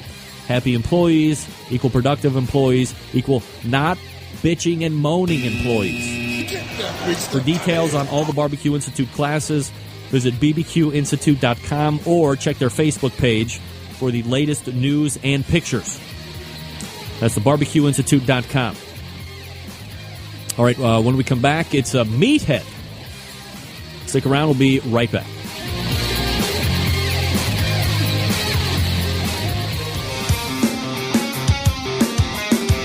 Broadcasting live from the Barbecue Central Radio Network studios in Cleveland, Ohio. You're listening to the Barbecue Central Radio Show. Once again, here's your host, Greg Rempe. You know, teach a man to fish. You guys can't even wait. Let me just say that. You can't even wait. 877-448-0433. Greg at thebbqcentralshow.com. Those are the two ways to get in touch with the show. Oh, you know, when this song's on, things are going to start taking off and seismic and gargantuan proportions. I just looked up on Billboard's Top 20. You Can't Hurry Ribs has a bullet right by it, shooting up top to number one, only behind Kelly Clarkson and some kook named Rihanna. So look for that. My next guest, he is a crowd favorite, runs the most trafficked website related to barbecue and grilling on the face of the earth. He appears once a month on this show to talk about some of the hot topics relating to the industry that we both love so much, which is barbecue and grilling. Let's race over to the hotline, why don't we? And grab Czar of AmazingRibs.com. Look at this giddy up, everybody. It's Meathead. Meathead, what's up, buddy? That is my Meathead. Hot dog hat. I'm telling you, it is of the likes I have never seen before. And, I mean, it's a hot dog, right? It is a hot dog. Of course it's a hot dog. Look at that thing. Wow. With mustard, not ketchup. Oh, that's mustard, all right. And you got a mustard-colored shirt, and you got the mustard hat. Look at that guy, Bobby. That guy's crazy. Meathead. I'm a meathead. Well, there's while some may have had question recently, we can definitely put that myth to bed. We've debunked that myth. You are a meathead of seismic and gargantuan proportions. Truth. You know me. I am always looking for the proof. Meathead, before we get into some of the items that we're talking about tonight, how does one get the most heavily trafficked barbecue and grilling website? I have no idea. You don't? I am the luckiest man on the face of the earth. I started a little website in 2006 about barbecue, and it's taken off. I mean, it's a lot of it. It's if you build it, they will come. I think there's good content there. I keep putting a lot of effort into it. It's just a lot of fun for me, and people seem to appreciate it. Google likes it, and I think that's a big part of it. Google sends me a lot of traffic. I think if you Google the word ribs, it's the first one up. I think if you Google smoked turkey, it's the first one up. If you Google barbecue brisket, that helps a lot. Yeah, but it's enough that I can make a living at it. I'm making a decent living. I gave up my day job, and I do barbecue all day long, all night long. I'm the American dream, man. It's just amazing. Absolutely. Who wouldn't like to do that? Meathead. All right, hold on a second. You've shown your hand. What are we drinking tonight, Meathead? And do we have you sober for at least the next 10 minutes? I am drinking a wine called Sirocco. It's from Morocco. It's Syrah from Morocco. And I think the Syrah grape originally came from North Africa. What's your Wine Spectator rating on this wine tonight? I don't know. I opened it a couple of days ago. It's starting to fall apart. Uh-oh. Would you have paired that with a rich, beefy dinner when you opened it originally? Did you have to let that breathe for like 5-6 hours? Yeah, this is not on our agenda for tonight, but can I veer off for just a minute? Sure. I just got done reading Adam Perry Lang's new book, Charred and Scruffed. And there's some really interesting new techniques, concepts, stuff that was new to me in there. And one of the techniques that he shows, and I've tried it, and I've done it like 4 times now, and it's wonderful. He calls it a board dressing. He'll go out and grill a steak or a chicken, and while it's grilling, he'll put some chopped herbs, handful of chopped herbs, maybe some garlic, maybe a little bell pepper or something, really finely minced on a cutting board, and pour, 6 tablespoons of oil on there. Mix it up so that the oil pulls some of the flavor out. And then he'll bring the meat off, and don't worry about resting it to get the juices in. Just start hacking it up into slices it's perfect for flank steak. Just start slicing it up, let the juices run into this oil and herbs, and then he just rolls them all around, tosses them. Very informal. He's a real macho cook. And it's just surprisingly, the herb flavor is not too strong. The oil flavor is bare, but it just puts a layer of unctuousness to it that's really nice. Just try it. Fresh herbs, chop them up, throw some garlic, whatever you want in there. I wrote an article about it on my website. I just published it today. Called board dressings, and it's just really cool. It really brings life to steak, lamb, chicken, fun stuff. Nobody has any idea what unctuous means, by the way. I mean, we're barbecuers, for crying out loud. How dare you use big words on us? All right, so a couple different places that we can start tonight, and we're going to leave Ass Can Chicken for a little bit later. So let's start with Barbecue Pitmaster, since that recently wrapped up, and it's come and gone. When you compare it to Season 1, you can also compare it to Season 2, and you wrote extensively on it through Huffington Post, but for the people who didn't get to see it, how do you think Season 3 stacked up, just kind of in a general sense? Well, let's do a very quick overview for those who didn't get to see it, because it was on Destination America, a channel that nobody sees. This is a small channel that just it was, I forget what the previous name was, but it's owned by the Discovery Channel's network, and Destination America. Pardon? Destination America. Right. It had a previous name. I forget what it was. Oh yeah, it was a Green, Discovery Green. There you go, Discovery Green. Not a very attractive title. No, they did 5 preliminary rounds with 3 cooks for each round, and then they did a finals. The winner got $50,000, winner take all, and the title Kingsford Barbecue Pitmaster Grand Champion, and a spot at the Kingsford Invitational, which is in November, and I will be a judge at that. I thought that they really vastly improved some aspect of the show. The producers, and you've had John Marcus on before, they really do listen. And the one thing that I was really upset about last year, aside from the goofiness that went on, is that we never really got to see these guys cook. Yeah. And this year we got to see them cook. We could have seen more. but I'm not going to I'm not going to complain about it. We got to see, that they inject everything. Well, not everybody did, but there's a lot of injecting going on. Really sweet sauces. They wrap a lot of things in foil. They use a lot of parquet to get a butter flavor. A lot of tricks of the trade. And if anybody is contemplating getting into competition barbecue, they saw a lot of the way competition barbecue cooks cook. All right, so let me ask you this question. Let me stop you right there because you mentioned it. Yeah.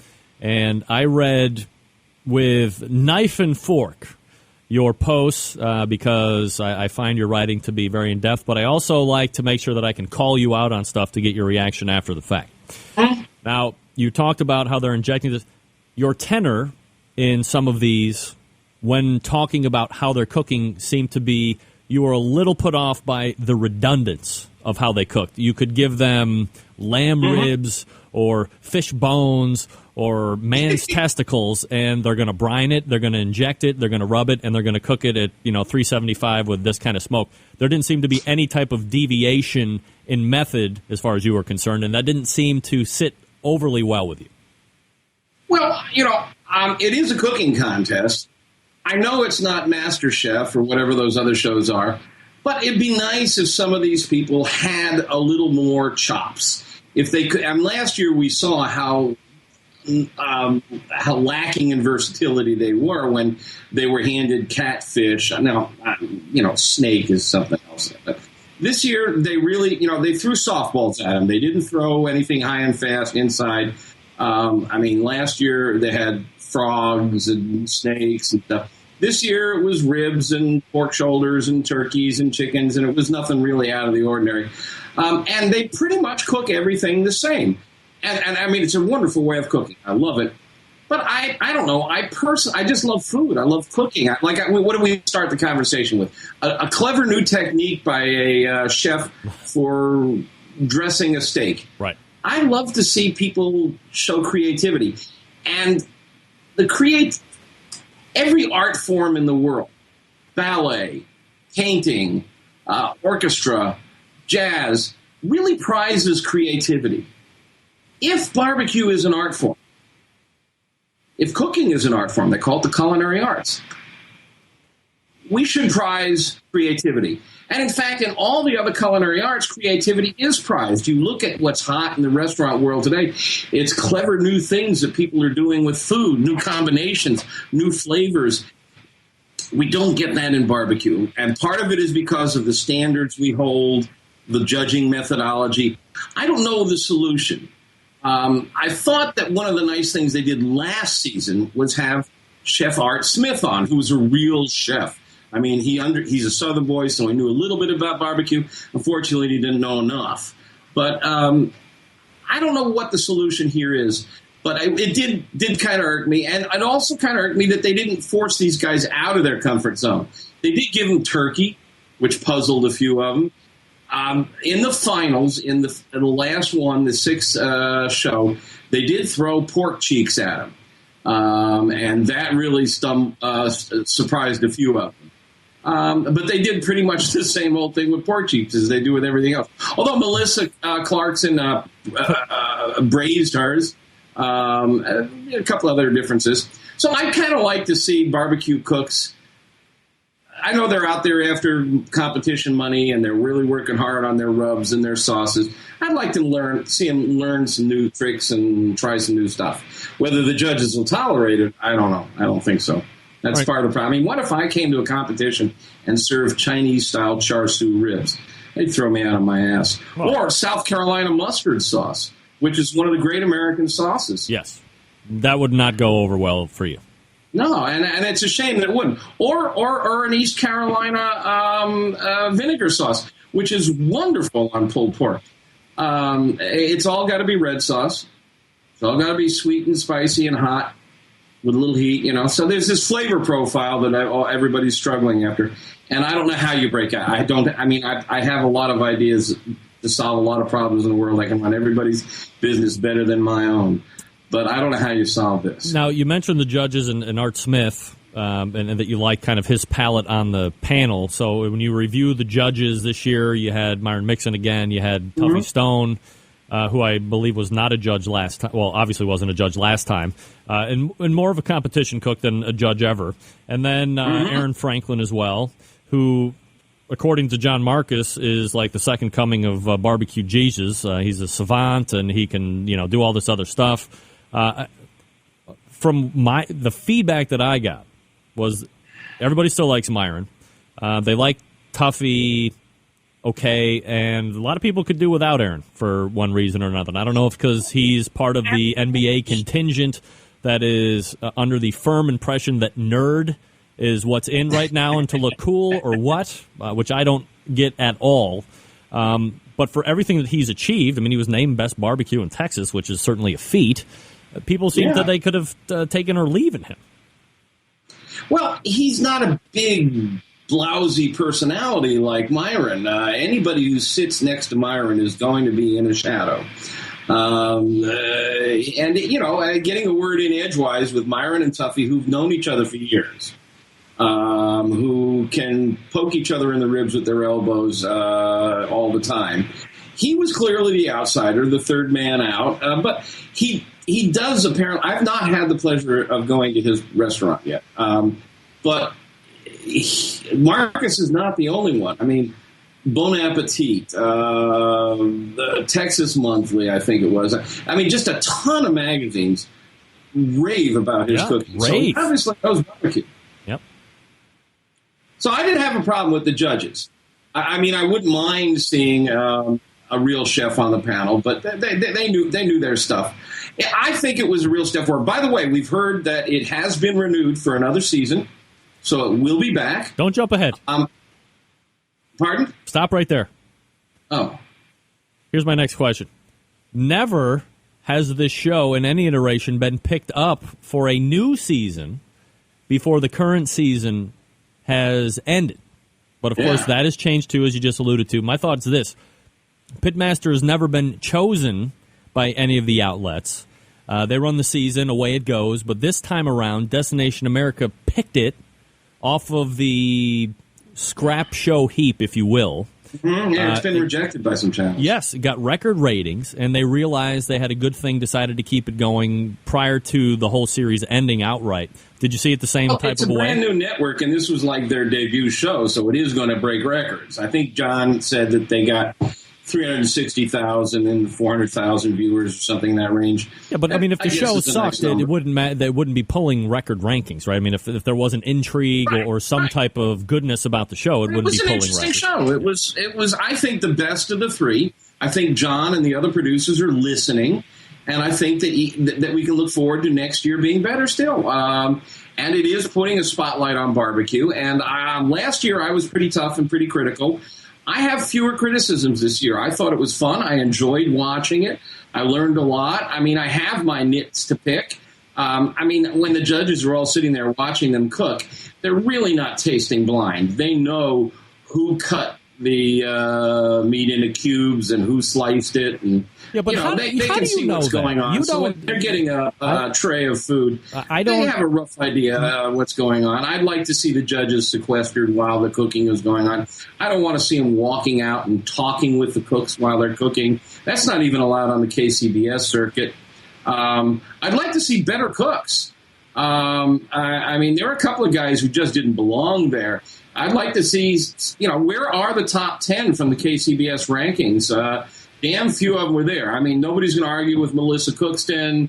Nobody's going to argue with Johnny Trigg. But the guy from South Carolina really was over his head. So were a few of the other cooks. I'd like to see Rod Gray. Now, hold on a second. Now, this is something that I took a little bit of issue with you because you were there's a guy that's a faithful watcher to the show, Randy Hill, who was in the show. And in your article, you called him a schlub. You said that he was over his head. But in here's my point. We're only seeing what the TV people want us to see. So to say that the judges are actually able to see all of this stuff, we don't know that for sure. They might be a little bit more. I don't think I used the word schlub. I can look that up. But it was like schlub or doofus. He did misidentify pork loin as tenderloin. Now, they sound alike, but anybody who knows pork knows that those are two very distinctive cuts of meat. And on multiple occasions, he sat there and said he's going to cook this tenderloin this way and this tenderloin that way.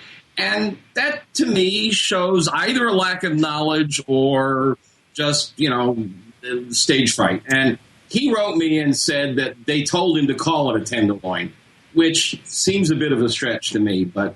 Look, Meathead. If they tell you to call it a tenderloin, you say, no, it's not a tenderloin. You call tenderloin. He calls this one thing. I say barbecue. You say grilling. No. Why don't we open the doors up and just let everybody in? Why are we being such a snob? No, it's not snob. There's a T-bone and a porterhouse, and they look a lot alike, but they're different. There's actually a book, the North American North American Meat Cutters Association. They have a guide. Each of these cuts of meat, pork loin is that big, long, fat muscle that runs along the spine. The tenderloin is an entirely different muscle. It runs in an entirely different location. It's much more tender. It's much different size. They are as different as your biceps and triceps. They sound like the same, but they're different. And anybody who knows meat should know the difference between a pork tenderloin and a pork loin. All right. We can agree to disagree on that. Now, look. Disagreeing? You want me to get there's legal definitions to the names of these muscles. There's legal definition to barbecue and grilling, too, by the way, but you want to open up the door to everybody. And you've got St. Louis cut. A St. Louis cut is not a baby back. A tenderloin is a loin. All right. It's not. Fine. You win, but I'm right. It's not opinion. It's fact. All right. I'm just saying that, if we want to bring more people into the fold, maybe we need to relax a little bit and not be so stringent. If you're going down to your grocery store and you want to cook a tenderloin because you saw this guy cook it on TV, and you say, give me a tenderloin, and they give you a 2-pound skinny little tiny muscle, and you got 20 people to serve, it's not going to cut it. A pork loin is about 12 pounds or maybe 10 pounds or something like that. Well, all right. Hey, look, I was the one that wants to bring knowledgeable people into the fold. I'm just making sure we're both on the same page here. All right. I just also want to make sure that people understand their meat so they order the right food and they're not disappointed. All right, Meathead, hang out just for 3 minutes here while I talk about Stephen DeFranco. By the way, John Marcus just got a watch from Stephen DeFranco, and he absolutely loves Hint. So go ahead and refill with the Morocco Sirocco Syrah. And I will be right back to you here, and we'll talk about Ask Can Chicken and the Lookin' Ain't Cookin' here in just a few seconds. But look, Hank, let me quickly talk to you about Stephen DeFranco. He is the jeweler to the barbecue stars. As I just mentioned, I'm sorry, that's the wrong camera. That's me. Just provided a watch, or consulted a watch purchase from the Emmy award-winning producer John Marcus of the Barbecue Pitmaster show. So look, we've talked about it for weeks and weeks to come, right? Here's the bottom line. As guys, we're not big jewelry people. Maybe you wear a chain. Maybe if you're still holding on to some type of hipsterism, you might have an earring in your ear still. Tattoos are very fashionable. I have one. But you don't wear a lot of jewelry as a man. So look, maybe you want to spruce up. Maybe you want to have kind of a nice piece. Meat cuffs. Maybe you want to have a nice piece of jewelry in case you're going to be going out on the town, or you're going to be going to a wedding reception, wherever you want to class it up a little bit. Hey, now we know somebody in the industry, Stephen DeFranco of StephenDeFranco.com. He sells Bulova watches. He sells Accutron, which is a Bulova but the higher line. He's got the Citizen, the Eco Drives. Also, if some people are watch guys. That's their thing, watches. And they happen to be barbecue guys as well. And they like these cottage watchmakers. We got one right here in Cleveland, and Stephen DeFranco hooked up all over the place with this guy. They're all personally made, handcrafted. They are tracked with precision numbers. Once it's out to you, it's like tagging a dolphin out in the sea. It's always going to be found. So here's what you want to do to get the deals. You go to StephenDeFranco.com, you peruse the inventory. And then once you find something you like, whether it be a chain or a watch or whatever, you call in and ask for Steve. He's the owner. 440-943-2700. 440-943-2700. And you tell him you're a barbecue brother or sister, and he will give you a super discount. And as always, he will ship it to you for free. If it's a watch, you get the batteries for life. He'll polish it. He'll engrave it if it's going to a gift to a husband, a wife, same-sex lover, whatever you got. But he's going to give you that discount, finally. Look, I'd like to have a watch. That's the only thing that I can claim as my bling piece. And I saved huge money on it because I know somebody in the industry. You can too. StephenDeFranco.com. 440-943-2700. 440-943-2700. StephenDeFranco.com. Our friend in the jewelry business. Hook yourself up. John Marcus did. I did. A number of other people have. You should too. We'll be back with more Meathead right after this. Stick around. We'll be right back.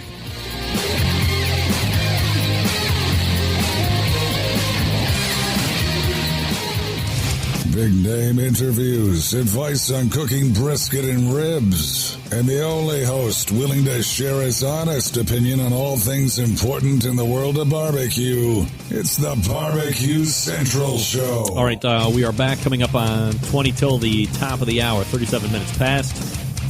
And we're talking with Meathead, who is, as I say, feverishly going through his cut of beef books to really show me that I'm showing my ass or whatever.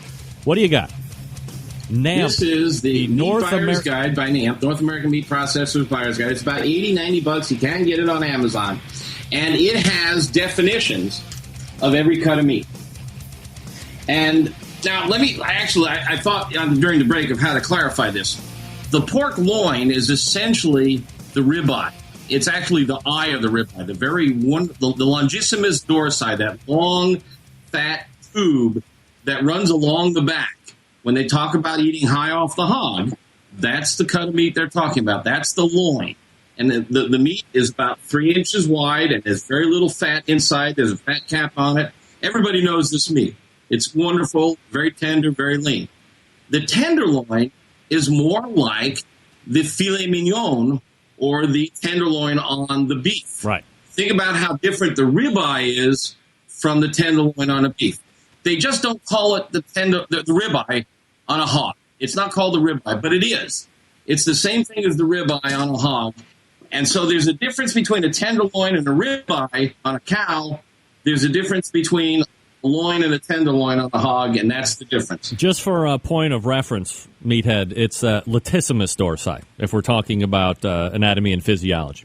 Longissimus, L-O-N-G, longissimus dorsi. It's surrounded by the spinalis dorsi, and don't get into muscles with it. Oh, yeah? Look at this. Huge, big muscle right here. Yeah. Oh, that's the lats. No, longissimus. You see, you got your muscles now. Your lats. That's my bicep. I'm flexing my bicep, Meathead. Is the ribeye muscle. No, it's not. Longissimus is actually... On humans, it's called latissimus. That's why they call it a lat. Wait, see, this is my point. I think cooks ought to know their cuts of meat. Who cares about muscles, Meathead? Let's move on. We have a lot of stuff to get to. We're talking about stuff that nobody cares about. We're just satisfying our own selves, which is fine. That's why I like having you on. Let's talk about a couple mythologies. And you have either probably debunked these or whatever the case is. But, one of the things I have noticed, and I blame Steven Reichel, is ass can chicken. This guy would have his $3,800 barbecue U out in, what the hell was that, in White Sulphur Springs. The name of that place. Now he's out in like Colorado or Arizona doing the same thing under a different name. You spent all this money to learn how to stick a beer can up a chicken's ass, and now you're grill master number one. However, you have looked into this even further, which I think, ass can chicken is highly overrated. But there's something else even more far-reaching that you actually took underneath your wings and did some study on. What can you tell us? Well, let's start by saying that roast chicken is one of the great wonders of. Fabulous. I just absolutely love a perfectly cooked roast chicken. You haven't overcooked it. It's so tender, juicy, crispy, crackly skin. Oh, yes. Beer can chicken is a form of roast chicken. it does one thing right. It gets it upright so that the skin browns all over. Yeah. If you put a chicken into a roasting pan, the heat does not penetrate down to the bottom, and you often get pale, soggy bottom. Turkey is the same way. So by vertical roasting, it does one thing right. But it does a lot of things wrong, technically. And I suspected for a long time that this was a problem, and I went to my partner, Dr. Greg Blonder. People who listen in know that I have a partnership with a physicist who does research for me. And we talked about it, and he did some tests. But before you get down to the science, let's just think about it for a second. If you stick a beer can up the butt of a chicken, all the heat is entering the chicken from the outside. Right. Now remember, cooking is the process of hot air warming the outer layer of the meat. But it's the outer layer of the meat that warms the inner layer all the way down to the center. It's like a bucket brigade. The heat is passed on from the outside down inside. The hot air does its job to the outside. If you stick a beer can up the butt of the chicken, there's no hot air entering the center. So you're roasting only from the outside.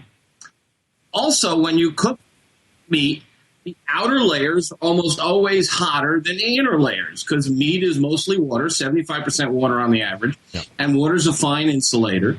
So you have, let's say, an ideal temp of 165, which is great for turkey breasts. When the center of the breast is 165, the outer layers are going to be 175 or so, a little overcooked. Yeah. If you put a beer can up there, you've got to get that heat all the way down to the rib cage, down to the cavity. If you don't have the beer can up there, the heat can enter from the inside, and so you're not going to get as much overcooking on the exterior. Right. The other thing that Dr. Blonder did, is he took the top off a beer can, drank some of the beer, as the recipes in Steve Rakeland's book recommend. That's his excuse anyhow. And then he stuck it up the chicken's butt and put it on the grill. And when the chicken was done, he took it out and weighed the can. And it weighed exactly the same as it did going in. Yeah, you know why? Because it's not boiling and evaporating. No, of course not. Because the chicken is going to 165. Of course. Chicken is a fine insulator, so that beer can is really well insulated. Yeah. So the beer went right along with the chicken meat up to 165. And of course, as you know, water boils at 212. 212, right. Alcohol boils at 170. There is some evaporation, but we're talking about very little. Now, if there's evaporation, where's it going to go? Can is all the way up the butt. It's blocking the walls of the cavity. There's just a little gap at the top in the cavity. So if there's any evaporation, it could only enter the meat through the walls of the cavity to the very top. Yeah. There's no way it's getting all the way down by the drumsticks, and the thighs. The other thing is the flavor. I contacted a beer analysis lab, a guy named Bruce Lind, laboratory manager of a place called Analysis Lab, and we talked about just how much flavor is in a can of a 12-ounce can of beer, and it's under 1 teaspoon of molecules that actually create flavor. And they're heavy. They don't come out as easily. So there's just no way moisture is coming out. There's no way flavor is coming out. Or there's no way it's entering the meat. And what it's doing is it's blocking heat from getting to the inside. And so my point being, it's a fine way to cook chicken. But I can name 5 or 6 ways better to cook a chicken. And if you go to something like spatchcocking, cutting them in half, or cutting them into quarters, you can actually brown both sides of the chicken. You can brown the cavity. And brown is just wonderful flavor. That's what we always love, is brown meat. Right. So, in my book, it's a bad, and it's dangerous.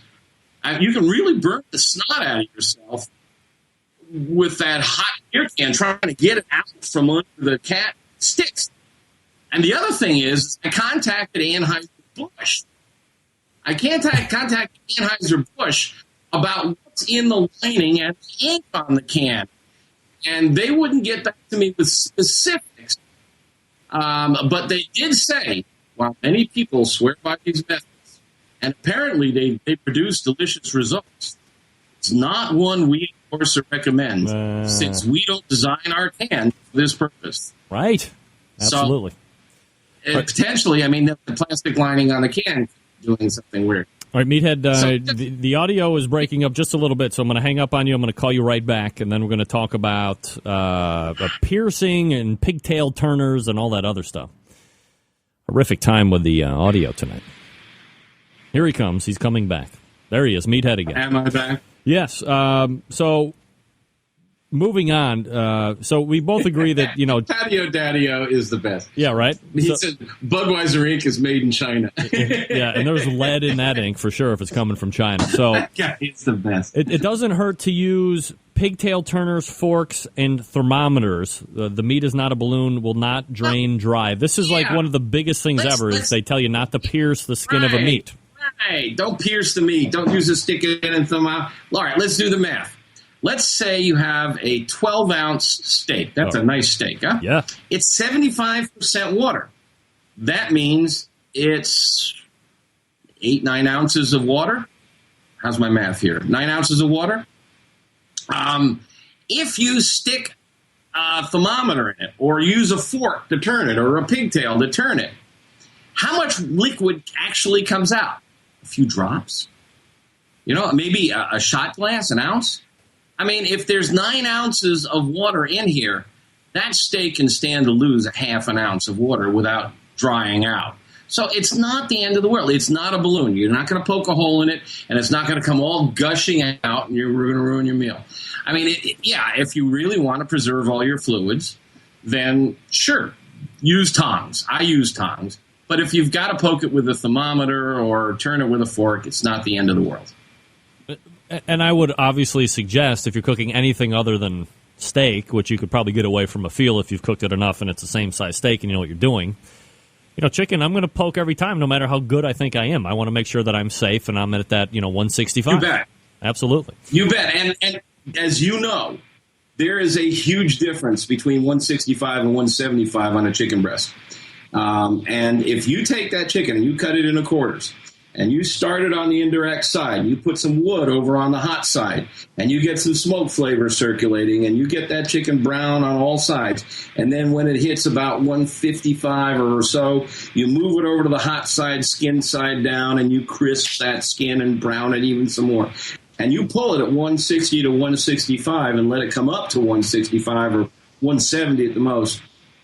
You're going to have one fine piece of chicken. Absolutely. And if you take it much higher, you're not. And that's why a thermometer is the single most important tool a barbecue cook can have.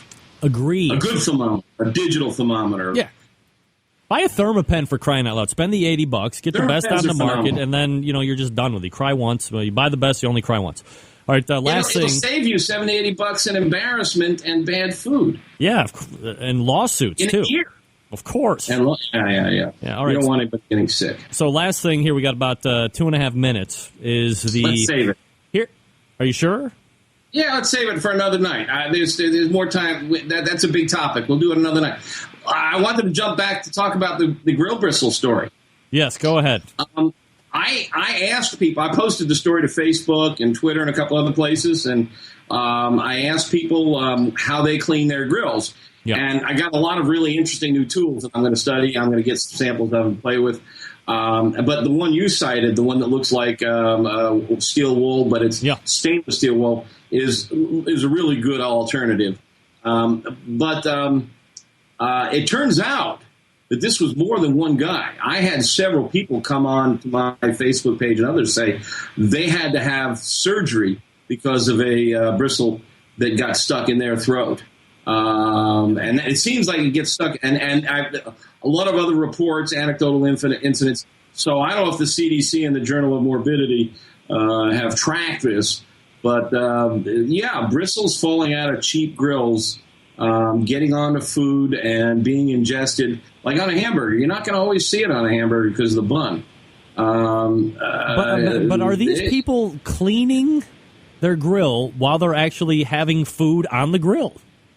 I don't think so. I think what most people do is when the grill is hot, they run that bristle brush over it, and a bristle might fall off and stick to the side, stick to the top, and they don't notice it. They put the food on it. It gets stuck to the food. I don't know precisely how it happens. People are lazy. People are lazy, and they're not looking. That's the bottom line. I think if you're going to use a bristle brush, it makes sense to, after you scrub it down, either visually inspect to make sure, or just run a paper towel full of oil over the surface, and you should be okay. Keep it hot, keep it clean, keep it lubricated, just like Stephen Reichlin says. Absolutely. He did get that part right. That's if you right. got the beer can chicken wrong, you got that part right. Meathead Goldwyn appears here monthly. You can visit his highly trafficked website, the most highly trafficked website, AmazingRibs.com. Next month for sure, it will be the myth of looking ain't cooking. So we'll have a lot of time to do that, plus other stuff that we dream can up. take that on because there's Dr. Blonder's got some good research on that. All right. Greg, it's always fun talking to the Cleveland Cavalier of Barbecue, and I look forward to my monthly visits. It is my pleasure, Meathead. Thanks for doing it. There he is. Meathead. AmazingRibs.com is the website. So check it out. Everybody else does. Everybody else does. Huge website.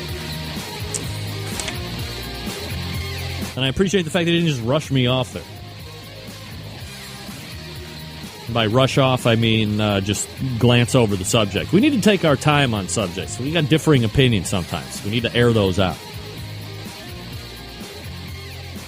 Keep it hot, keep it clean, keep it lubricated. Yeah, that's Stephen Reichlin saying it on the show, Don. That's him. That was live when I interviewed him. Now, look, as many of you know, we've talked about it a couple times here on the show, I've gotten my mitts on a pellet cooker.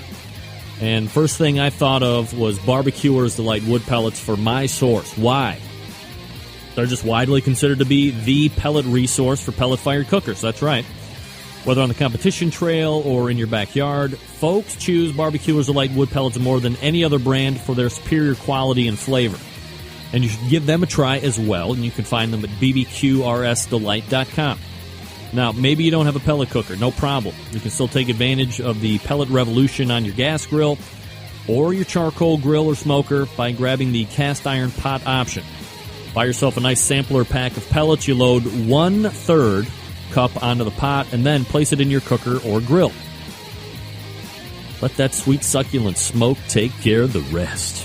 Now, since pellets are processed from sawdust by pressure, which generates heat, any contaminants present in the wood are eliminated. This process produces a sterile smoking wood product of consistent quality. Pellets are easy to use since you don't have to soak them in water prior to use. It's easy to blend wood flavors. You can produce consistent results each and every time with the use of Barbecuers Delight wood pellets, and you can change up that flavor profile 27 different ways. I think they got like 21 different flavors to choose from. All the way to sassafras. If you're looking for sassafras or herb, savory herb, you can use that on smoking a meatloaf. Here's the bottom line. Do yourself a favor. Go grab some Barbecuers Delight wood pellets right now. Visit them at bbqrsdelight.com and check out all the flavors that they have. And stop fussing with the sticks and the chunks. Barbecuers Delight, the choice of competition cooks and backyard hacks like me. Barbecuers Delight, bbqrsdelight.com. We'll come back and wrap the show. 877-448-0433. Greg at thebbqcentralshow.com. Stick around. We'll be right back.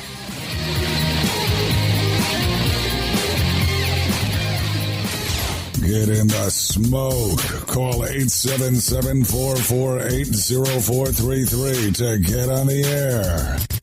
Now, here's your host, Greg Rempe.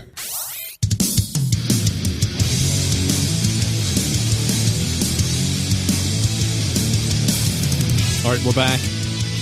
4 minutes till. Look here, patio.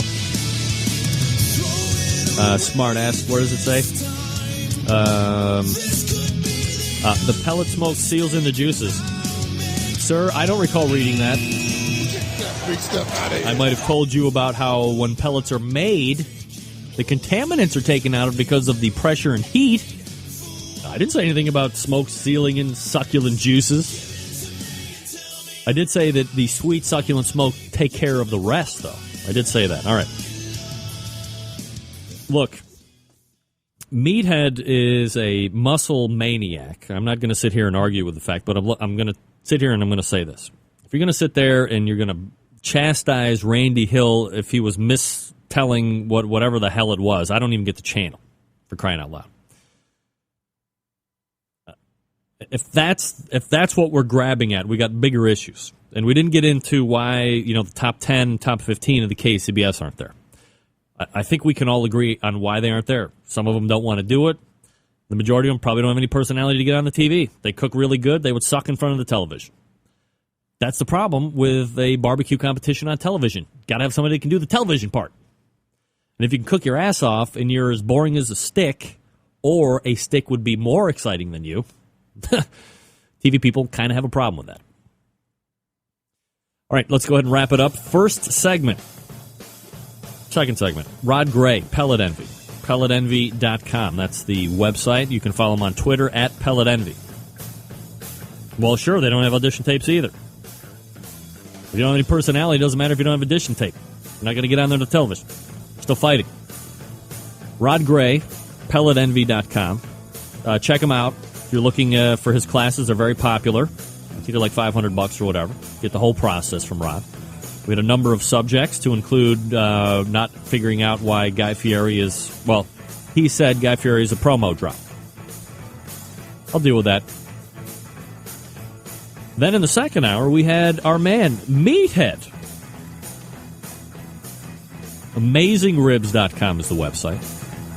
And check it out. It's the most heavily trafficked barbecue website on the face of the earth. So if you're looking for information on that, or you want to refer somebody there, they've probably already seen it once or twice, or if they've heard about it, send them on over to Meathead's Way, and we'll see him back next month.